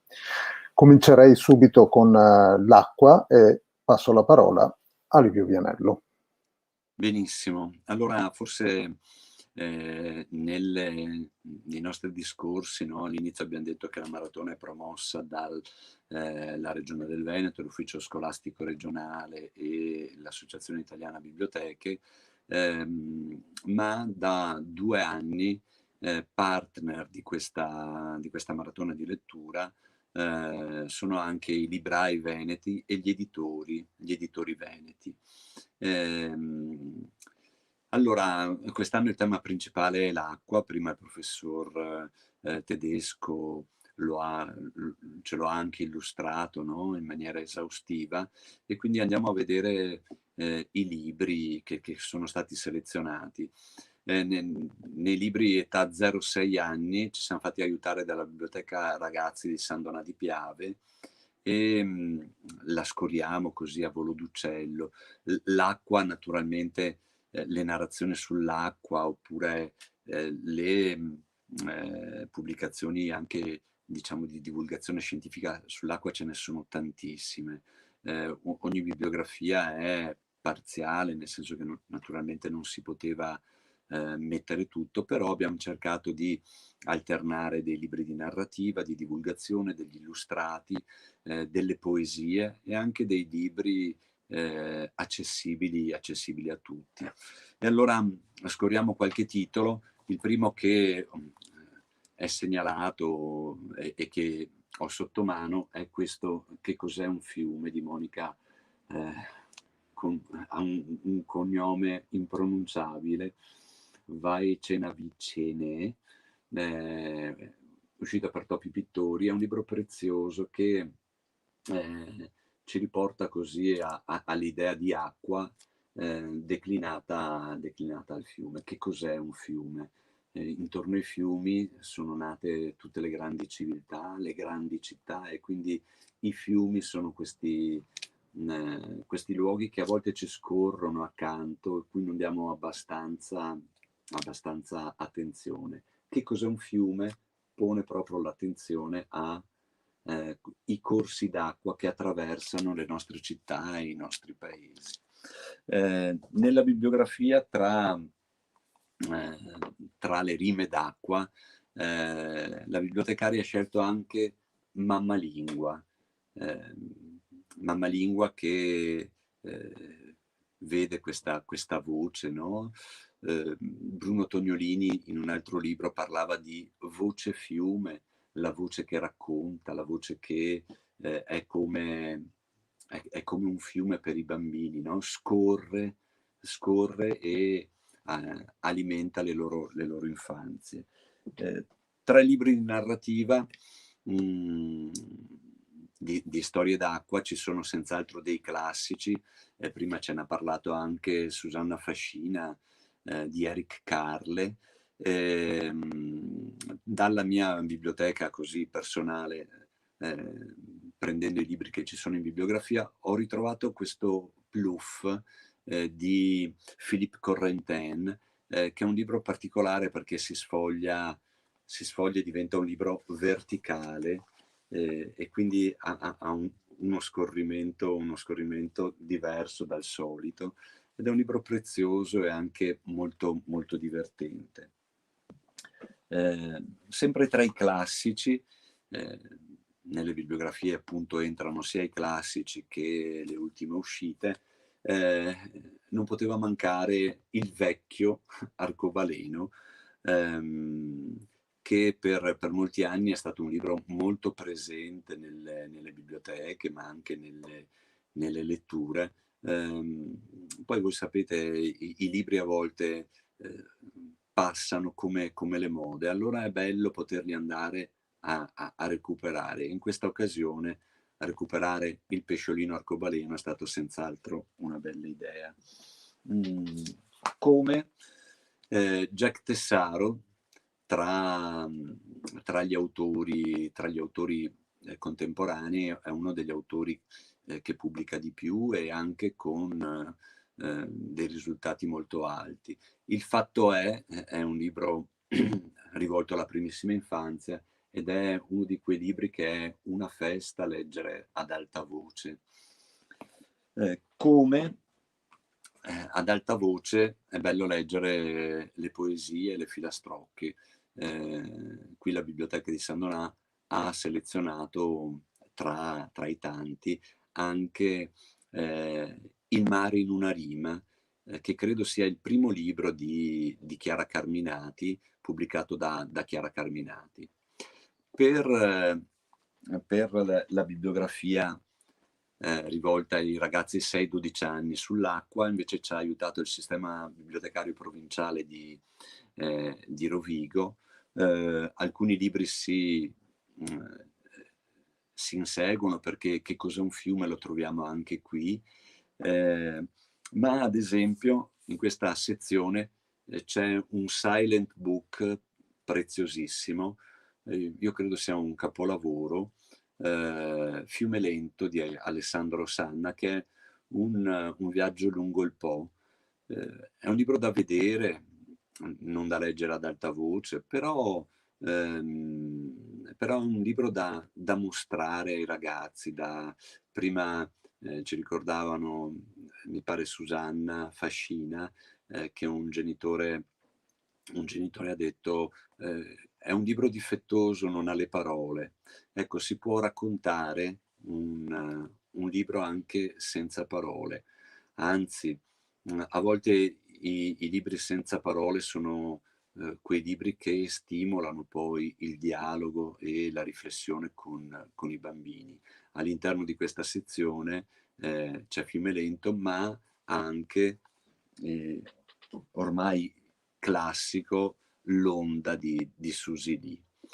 Per invece la bibliografia per i 12-18 anni ci siamo fatti aiutare dalla biblioteca di Romano De Zelino, che ha declinato la bibliografia, le suggestioni in tante direzioni differenti.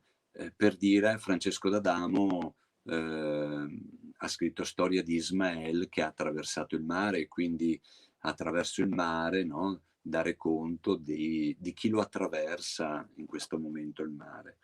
Oppure, adesso qui ho due lune, ma è stato selezionato un altro libro di Sharon Creek, La vagabonda, che anche questo racconta un viaggio per mare, un attraversamento dell'oceano, ed era un libro che mi aveva molto molto appassionato.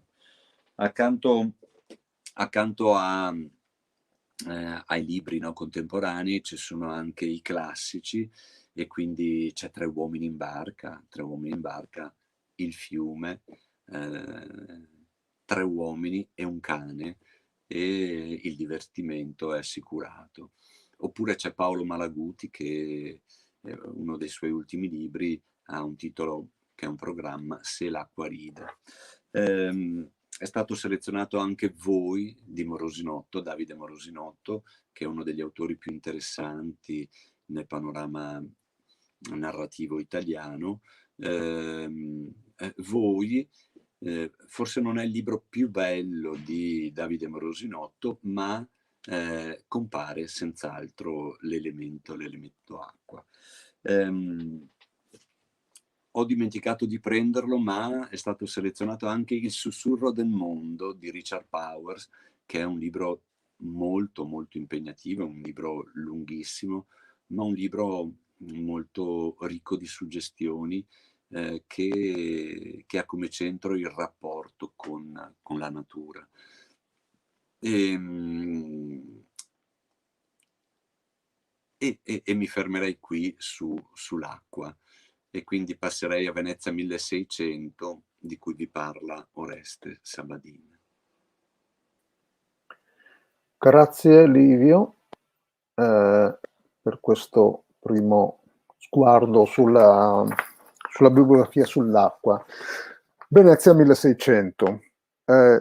Venezia ha una storia lunghissima, 1600 anni da quando si dice sia cominciata la sua costruzione. Sono tantissimi secoli, sono successe tantissime cose. Quella che vediamo adesso, questa città che ancora adesso che la conosciamo, abbiamo percorsa in lungo e in largo, è sempre una città che ci affascina. Quello che vediamo adesso è il risultato di tantissimi secoli di pensiero, soprattutto. Un pensiero di una città che doveva essere inespugnabile. Se voi pensate che normalmente le lagune vengono interrate dai fiumi che scendono dalle montagne e portano i detriti, il lavoro che hanno fatto i veneziani, cioè la Repubblica Veneziana nei secoli, è stato quello di deviare molti fiumi in modo di mantenere il livello dell'acqua della laguna e mantenere le caratteristiche di questa città, così inespugnabile. Il lido non c'era ancora, e l'ingresso del mare era molto più vicino alla città, all'altezza delle porte di Sant'Andrea, per chi conosce la città. Fare una bibliografia su questa lunghissima storia che parla di geografia, di storia, di umanità, di invenzioni, di politica, è una cosa abbastanza impegnativa. Abbiamo chiesto alla rete delle biblioteche veneziane di fare la bibliografia per varie fasce di età. Ne è venuto fuori un elenco di 103 libri. Scorriamo un po' velocemente queste cose. Per bambini e ragazzi sono una ventina di titoli. Prendo un paio. Uno di Silvana Gandolfi, Occhio al gatto, un Salani, vecchio, che è poi stato ristampato, mi sembra che sia degli anni 90-96, adesso è stato ristampato nel 2017. La storia di un bambino che ha i genitori che partono per Hong Kong a lavorare, ma lui rimane a Venezia con la nonna, perché non va tantissimo bene a scuola, la nonna lo aiutano. Ma siccome appunto non va tantissimo bene a scuola, al pomeriggio lo fanno andare dal professor Dolente, che era un po' particolare, faceva una cioccolata magica, e grazie a questa cioccolata questo bambino vede attraverso gli occhi del suo gatto. E quindi vabbè, dopo c'è tutta un'avventura, segue il gatto, ma l'idea è interessante, l'idea di vedere uno spazio già conosciuto come possiamo noi conoscere Venezia, ma vederlo da un altro punto di vista, no? Parlava prima Livio Vianello e prima ancora Susanna Fascina di questi libri senza parole, no? Cos'è importante affinare per capire come leggere questi libri? È la capacità di osservazione. E anche in un posto molto conosciuto come può essere una città, per chi la conosce bene, come Venezia, affinare la capacità di osservazione, cambiare il punto di vista, può essere un buon modo per scoprire ancora nuove cose, per lasciarsi ancora sorprendere e per indagare ancora vari strati di sovrapposizione della storia che si sono succeduti in tutti questi secoli. In questo elenco vedo anche un altro libro di Emanuele Luzzati. Parlava prima Vianello di Sanna, Luzzati, un altro illustratore, e quindi un altro libro fatto di immagini ricchissime. È Il viaggio di Marco Polo, che tra l'altro è stato ricavato da un film a cartoni animati, sempre di Luzzati.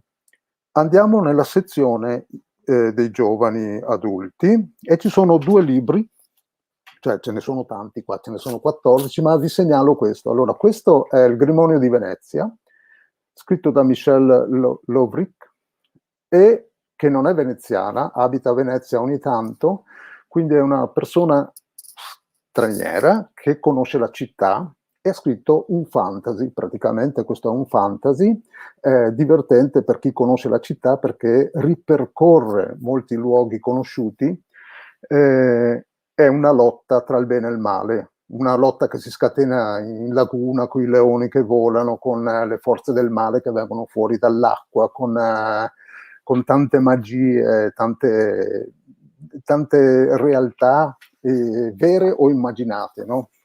Tanti luoghi come per esempio il Casino degli Spiriti che è alla Misericordia, che erano questi casini, erano queste case piccole alla fine del giardino dove gli artisti potevano accedere dall'acqua spesso, utilizzare queste case per, senza passare dalla casa padronale, per fare delle feste, per intrattenersi, per far ascoltare la musica, per dipingere, per far ascoltare poesie. Nel Casino degli Spiriti è chiamato così per tanti motivi. Uno, perché c'erano questi spiriti eletti che sostavano in questo luogo, donando anche le loro opere, ma anche perché lì di fronte c'è la Laguna Nord.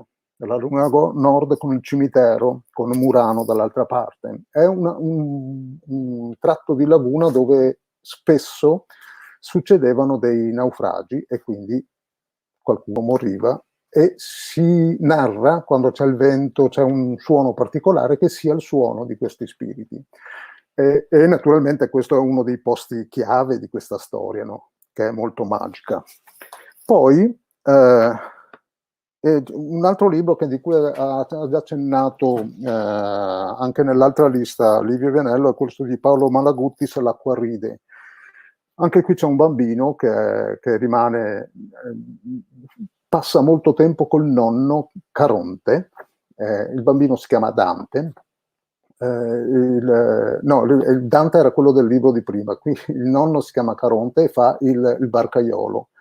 Il barcaiolo e quindi trasporta,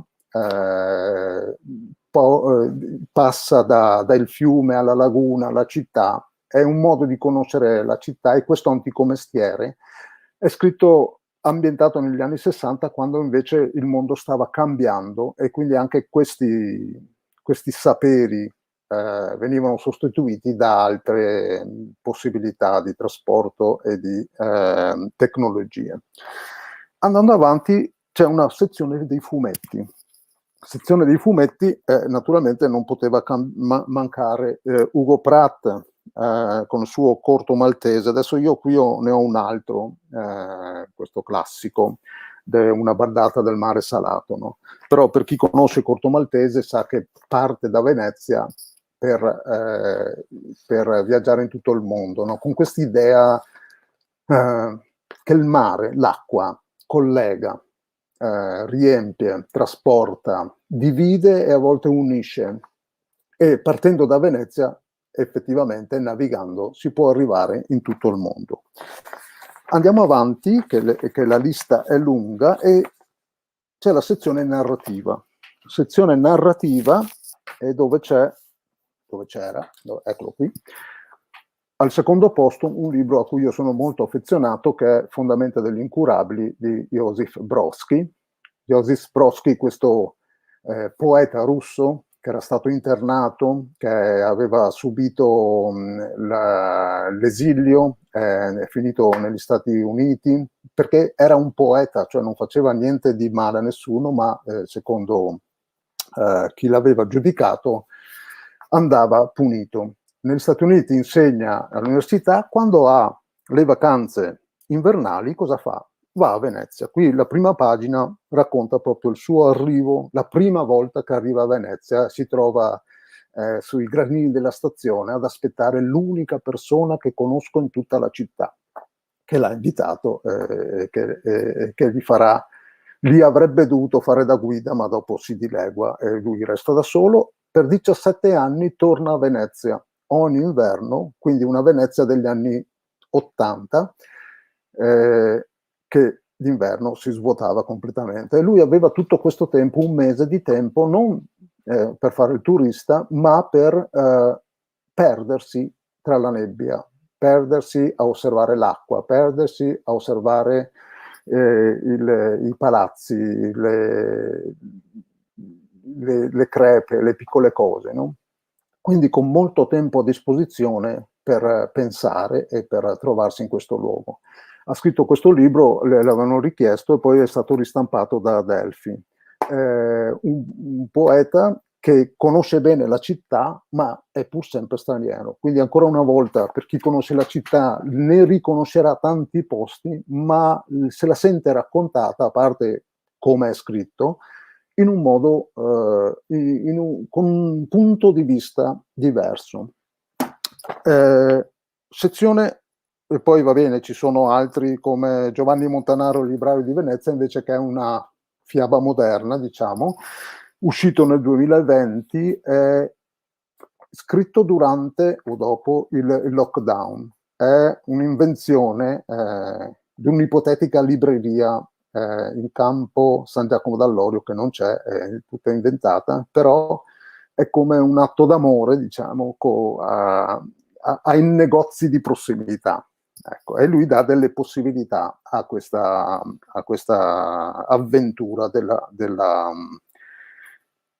libreria. Tiziano Scarpa, per il narratore, ha letto il suo Venezia è un pesce.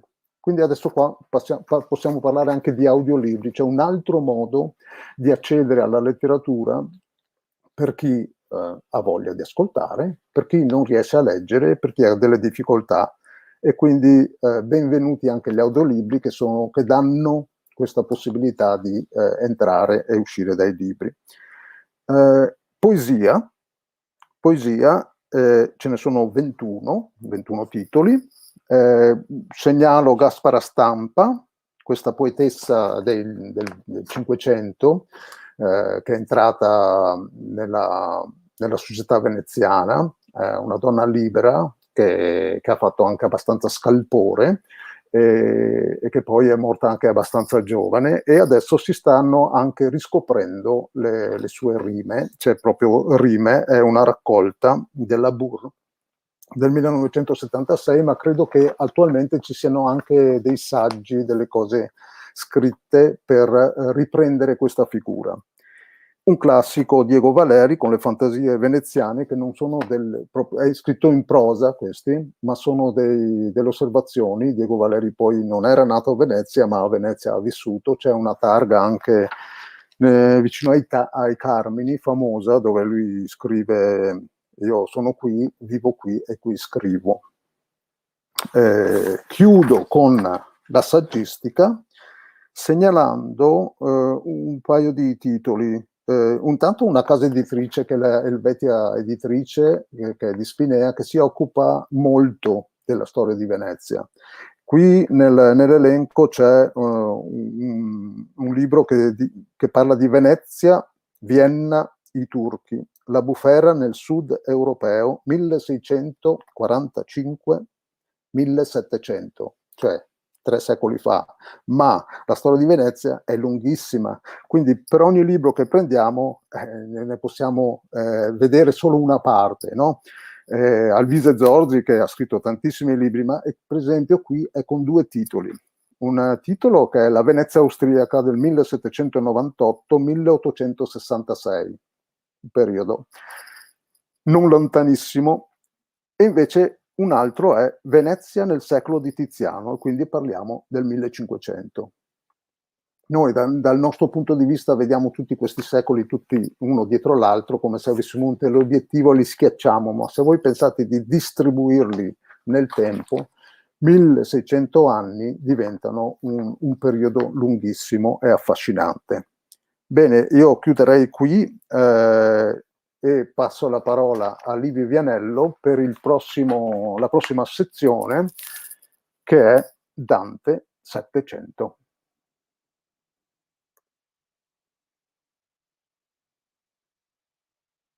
Prego, Livio Vianello.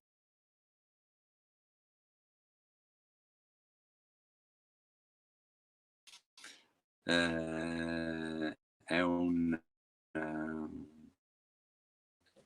una ricorrenza nazionale. Ogni volta che fate qualche piccola capatina in libro, una quantità incredibile di volumi, sia per adulti che per ragazzi, che per bambini dedicati a Dante. Nella sezione 6-12, che è stata realizzata la bibliografia dal Sistema Bibliotecario Provinciale di Rovigo, c'è un libro di Enrico Cerni, Francesca Gambino, Maria Di Stefano, La Divina Avventura, il fantastico viaggio di Dante, che è un libro rivolto appunto ai bambini, che è uscito per Caccole e Coccole Books. Luigi Garlando, che è un autore molto conosciuto, Per questo mi chiamo Giovanni, è uno dei suoi libri più famosi, per l'occasione ha scritto un Vai all'inferno Dante, oppure Annalisa Strada ha scritto un Dante era un figo, strizzando un po' l'occhio al linguaggio dei ragazzi. Silvia Vecchini invece ha scritto La Divina Commedia, lo straordinario viaggio di Dante raccontato ai bambini. Silvia Vecchini la conosciamo come poetessa, e quindi potrebbe essere occasione per entrare attraverso gli occhi di una poetessa. Per far conoscere la biografia di Dante ai bambini, io consiglierei anche questo libro di Luca Novelli. Luca Novelli è l'autore che cura la collana Lampi di Genio per Editoriale Scienza. Di solito gli autori, gli scienziati che lui va a raccontare, essendo in una collana di divulgazione, sono matematici, fisici. Questa volta però, in occasione di Dante, dei 700 anni della morte di Dante, Luca Novelli scrive Dante le infernali scienze, ed è un buon libro per bambini, ma anche primi anni della scuola secondaria di primo grado, per entrare nella biografia di Dante. Per entrare invece nel poema, tra i tanti libri che qui sono indicati, Daniele Aristarco e Marco Somans hanno realizzato un bel illustrato, La Divina Commedia, Il primo passo nella selva oscura, che è uscito per Inaudi Ragazzi, oppure Mino Milani, che è un grande narratore, quindi per Dami ha scritto La Divina Commedia, l'immortale racconto di Dante Alighieri. Tra non le ultimissime ma recenti riduzioni, vi segnalo questa di Paolo Di Paolo, La Divina Commedia, che mi sembra una buona maniera per entrare nel poema. Oppure, per chi ama le graphic, questa è una graphic novel sul purgatorio. Di solito è l'inferno a essere più frequentato tra le cantiche della Divina Commedia, in questo caso una graphic tutta dedicata al purgatorio. Poi voi sapete bene che possiamo girare intorno ai testi, ma forse la cosa migliore è leggerli i testi, e quindi probabilmente affrontare anche con difficoltà e con impegno la Divina Commedia sarebbe la strada più immediata. Ad aiutarci a volte, ad esempio, trovate in cofanetto audiolibro, era uscito per Emons Audiolibri, la commedia di Dante raccontata e letta da Vittorio Sermonti, oppure Tutto Dante di Roberto Benigni. Poi appunto la bibliografia su Dante credo che sia un work in progress, per cui tutte le volte che andrete in libreria avrete occasione di trovare nuovi volumi. Sarà un po' difficile districarsi dalla grande offerta che c'è in questo periodo, però voi insegnanti, bibliotecari, avete anche un occhio per le proposte, scegliendo tra le case editrici, gli autori, e quindi vi rimando a Oreste Sabadin per l'ultima parte della bibliografia, quella sui centenari regionali, Zanzotto, Rigoni Stern e Rodolfo Sonego. Bene, grazie a Livio Vianello. Prima di passare a illustrare velocemente questi 3 centenari, volevo ricordare che la bibliografia si trova nel sito di Il Veneto Legge.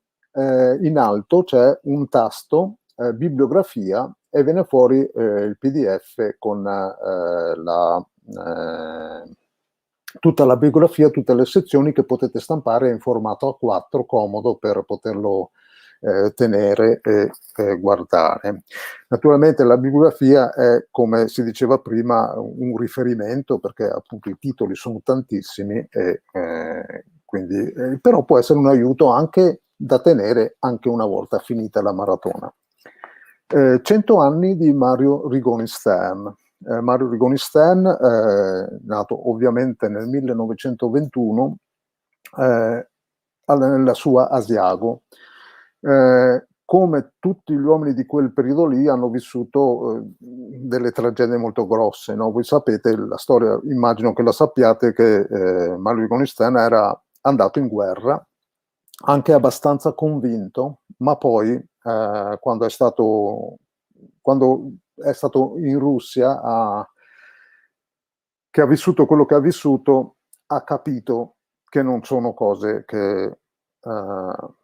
di cui andare fieri, insomma, andare in guerra e combattere per i nemici. Lui è riuscito a portare a casa tutti i suoi uomini vivi, con un grande sforzo di concentrazione, e da quell'avventura ha scritto Il Sergente della Neve. Il Sergente della Neve, che lui riteneva il libro più importante. La bibliografia di Mario Rigoni Stern, mi stavo dimenticando, è stata compilata da Sergio Frigo, che è un giornalista e che è presidente del premio Mario Rigoni Stern, e da tempo si occupa di scrittori veneti, luoghi degli scrittori veneti, di cui ha scritto anche un libro interessante. Il secondo libro che ha segnalato è il famoso Storia di Tonle, che secondo lui è il libro più bello. Questa avventura di questo personaggio che vive in solitudine nella montagna, che non vuole accettare il cambio dei tempi, no? Poi c'è Quota Albania, L'anno della vittoria, Le stagioni di Giacomo, L'ultima partita a carte, e poi una serie di libri con i racconti, come Il libro degli animali e altri, no? Le stagioni, che è qui. Sono dei libretti molto, molto agili, e alcuni sono dei racconti brevi e che quindi sono anche adatti a una lettura ad alta voce. Poi ci sono i libri su di lui, c'è una ricca bibliografia di libri che sono stati scritti sulla storia o sulle opere o sulla storia. Ve ne cito uno che è la biografia scritta da Giuseppe Mendicino su Mario Rigoni Stern, Vita e guerre, è del 2016. Sta uscendo un altro libro, perché nel saggio Frigo ci segnala anche questo, sta uscendo un altro libro, 2 libri nuovi su Mario Rigoni Stern, uno sempre di Mendicino, per la terza, che è Mario Rigoni Stern, un ritratto, e poi segnaliamo anche un fumetto, questo linguaggio che abbiamo inserito già da qualche anno nelle bibliografie della maratona, perché è un altro linguaggio misto che si può anche imparare a leggere un fumetto. Leggere un fumetto bisogna avere 2 attenzioni, una per il testo, per la storia, e uno per le immagini. Spesso il testo nei fumetti sono anche molto ridotti, perché sono le immagini che parlano, è l'interazione tra testo e immagini che racconta la storia. Quindi i dettagli sono importanti, quindi qui ritorniamo a quella cosa che dicevamo prima sulla capacità di osservazione. Uscirà quest'anno, a luglio credo, per Becco Giallo, Mario Rigoni Stern, un ritratto. Varie pubblicazioni, riviste si sono occupate di Mario Rigoni Stern, che aveva tra l'altro il suo specifico, questa attenzione per il territorio, per il paesaggio, per gli animali selvatici, per i boschi, sono cose che lui conosceva bene. Si lega un po' anche al tema, a uno dei temi precedenti, delle maratone precedenti, che era il paesaggio, ma anche all'acqua che forma questo paesaggio, che lo alimenta. Un altro centenario, Andrea Zanzotto, poeta. Se abbiamo Mario Rigoni Stern come scrittore, narratore, qui abbiamo un Zanzotto che ha anche lui attraversato lo stesso periodo storico, e anche lui è morto nel 2011, quindi ne ha viste di cose, ha vissuto a lungo, ha vissuto anche il cambio di tipo di società, e ne ha fatto anche una sua battaglia, diciamo, contro l'erosione del suolo, il consumo del suolo e l'utilizzo malevolo del suolo. E qui, per esempio, qui io ho i luoghi e paesaggi che non ha citato nella bibliografia, che è una raccolta di testi appunto sul paesaggio.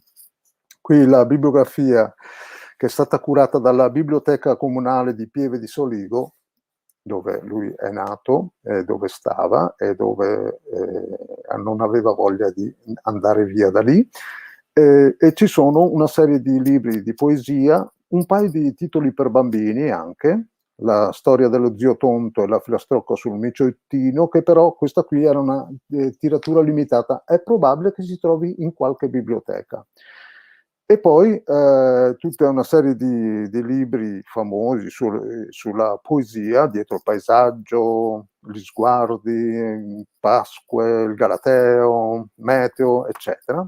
E poi un paio di libri, qualche libro di prosa anche, Ascoltando dal prato, Sull'altopiano e prose varie di Neri Pozza, e Luoghi e paesaggi. Questo qua che vi ho mostrato prima, che c'è, è della Bompiani del 2013. Ultimo, terzo centenario, un altro modo di intendere la letteratura. Rodolfo Sonego, sceneggiatore, l'anima di Alberto Sordi. Il suo nome è legato ai suoi film e alla sua storia.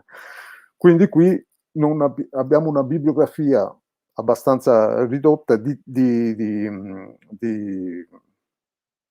saggi sul lavoro che faceva Sonego. Per esempio Tatti Sanguinetti ne ha scritte 2, Il cervello di Alberto Sordi, che era Rodolfo Sonego, il suo cinema, Il cinema secondo Sonego, ma anche un diario australiano di Sonego e qualche racconto raccolto, per esempio, in un libro della Delphi del 2003, dove c'è una serie di racconti, tra cui anche quelli di Sonego. E poi, naturalmente, la filmografia.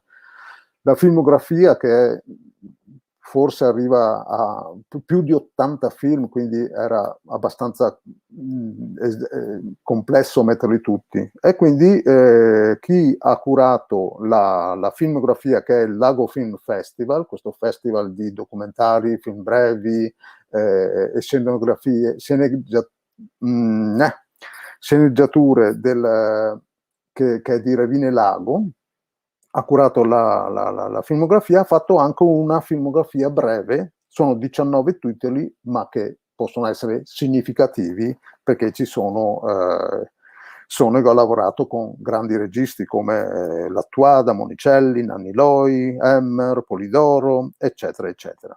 Quindi chiudo questa carrellata di centenari. Passerei, prima di chiudere e prima di passare la parola a Margherita,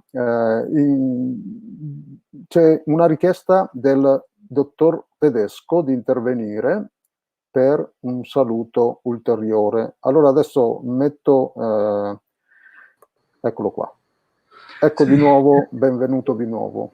Allora, grazie. Dottor Sabatini, la ringrazio tutti i partecipanti, gli interventi, soprattutto i docenti che hanno spiegato al meglio quelle che sono le caratteristiche della dimensione lettura nei vari cicli. Rubo pochi altri istanti alla bellissima iniziativa per portare il saluto del direttore generale dell'Ufficio Scolastico Regionale del Veneto, la dottoressa Carmela Palumbo, che appunto sostiene l'iniziativa Il Veneto Legge e quindi è lieta e lusingata di poter portare il proprio saluto all'iniziativa che si è appena svolta e che grazie ai canali social si spera abbia una significativa diffusione. Grazie ancora a tutti, buon proseguimento. Grazie dottor Tedesco anche di averci seguito per tutto il pomeriggio e di questa ulteriore. Allora alla prossima occasione, che ci sarà senz'altro nel corso della maratona o altre occasioni sulla lettura. Grazie, buon lavoro. Allora passerei la parola a Margherita per l'ultima lettura e poi sentiamo Livio Vianello per una chiusura del pomeriggio. Prego Margherita, cosa ci leggi? La storia del Barba Zuccon di Andrea Zanzotto. Come? Sì, dicevo, allora, buona lettura. Grazie mille. Come diceva Oreste, questo libro lo trovate nelle biblioteche perché è stata un'edizione limitata, ma è una lettura che io ho spesso fatto ai bambini e anche agli adulti e che affascina sempre perché Andrea Zanzotto, da grande poeta, riesce a rendere poetico questa fiaba della tradizione veneta e usa un dialetto che è della sua terra nativa, ma in verità questo dialetto diventa lingua e la lingua diventa musica e suono per le orecchie, per il cervello e anche per il cuore. Quindi la storia del Barba Zuccon. Gh'era una volta una mare una fia, l'era carnevale cosita l'avea caro far le fritole. Tosa vorde se tu mettate fora la fasora, perché non vuoi far le fritole, ma la imbusada l'è un tocche che non la vede pi. La tosa, la varda, per buse canton, la frasa, la reolta, la tira, la para, la remissia, ma la fasora non la salta fora. Mare, mi non cade niente, è andata persa e non l'ha portata via. Oh, bene, cosita non si può far le fritole. Saveo mare, se podarai domandargliela d'impresta il Barba Zuccon. Sì, poca tua ragion, va curi che in tante miscomizi a impastar. La tosa la ciapa su e via la taglia per un scurton in mezzo al bosco e la riva dal Barba Zuccon. Che il stea lu sole intena carobera e l'era vecchio strambo e mago. Caro Barba, onda fan le fritole e son senza la fasora, non me vorresi mia refudar la vostra par piacer. No, che non ve la refude, ma voi un bel po' che de fritole anche a mi, perché vuoi far carnevale anche a mi? Sì, po' che ve importe, una bella tovagliolada. La tosa la ciol su, la fa sola e la torna a casa. Po' mare fia le se mette tutte do a furigare, a remenare, a patociar, le mette il seo inte la fa sola e lo desva il fuoco e poi ciunfete, le che butta drento un puna par una le so belle cucciarate de pasta. Che buon odore, che bel frider! E par ordine che le se cusinea, le cavia fora le fritole buone, calde onte, e le ingrumea inte le sotarine. Colei finì la mare, la ghedisa, la fia, porti che indrio la fa sora, il parpa zuccom, mette che le soffritole into in tovagliole, porte che le la tosa, l'ascolta somare e via. Ma par la strada che vien voglia de cercar una fritola. Che buona! E poi un'altra, più buona ancora. E intanto che ve la conte, una per una la se magna fora tutte quante. Oh, poveretta mia, cosa ne hai fatto? Cosa che porterai che adesso al barbazuccom? E la piandotea, e la fifea, e la si disperea. Ma la se a pensa subito che n'era una maniera per scapolarla. La va dal mus e la che dice: mus, fammi sto piacere, fammi do 3 belle petole, che poi mi le sere in tel tovagliolo e che sa de fritole e le ingroppe su ben, che le porti al parpazzucon e lui de sicuro non si accorge di niente. E il mus pronto, la ella contenta, e la arriva sulla porta del parpazzucon, la che ziga: Barba, grazie della fassora, e vease qua anche le fritole e corre via perché ho i mestieri da fare a casa. Non la fa neanche ora di oltarse che il barbazucon el vien fora e il secio il suo sottovagliolo. Lusma, e col nas finché l'aveano che neanche correste de desligare i groppa per capir l'imbroglio e il se mette a urlar drio la tosa: Spetami, brutta canaglia, venirò mia a burirte fora e siar sì che te mangiano a ti invece delle fritole inte un boccon sol. La tosa la correa, che non gli venia neanche a pia il fiato, tutta spasemata la riva a casa e la sera su de pacca la porta. Mare, se sapessi quel che mi capita, io mangiare le fritole al barbazucon e a lui che veniste su un famoro che vuol correre qua a mangiarmi me invece delle fritole. La mare spasemata anche ella, la che dice alla tosa: Seron tutta, porte balcon, le balconelle, stropom, svesette, busette, fin la cana del camin, e tu vedrà che qua non vien drento, e poi c'apò un cusin, tiron fora dal penariol, tutti i aghi, tiron fora ciò di brocche e spuncion, impigno son nel cusin de tutta sta roba, con al tuo posto in che letto, e ti tu tenete sotto le querte dove zin ai me pie, tu te sconsla e tu sta seta senza far neanche bacca, cosita se Dio vupie e se ti rese fin qua, lui il vedrà il sgionfon del cusin, e il che se trarrà sora perché il crederà de magnarte ti e invece il sengo sarà col cusin pien de spuncion e se spuncerà tutto il gargat.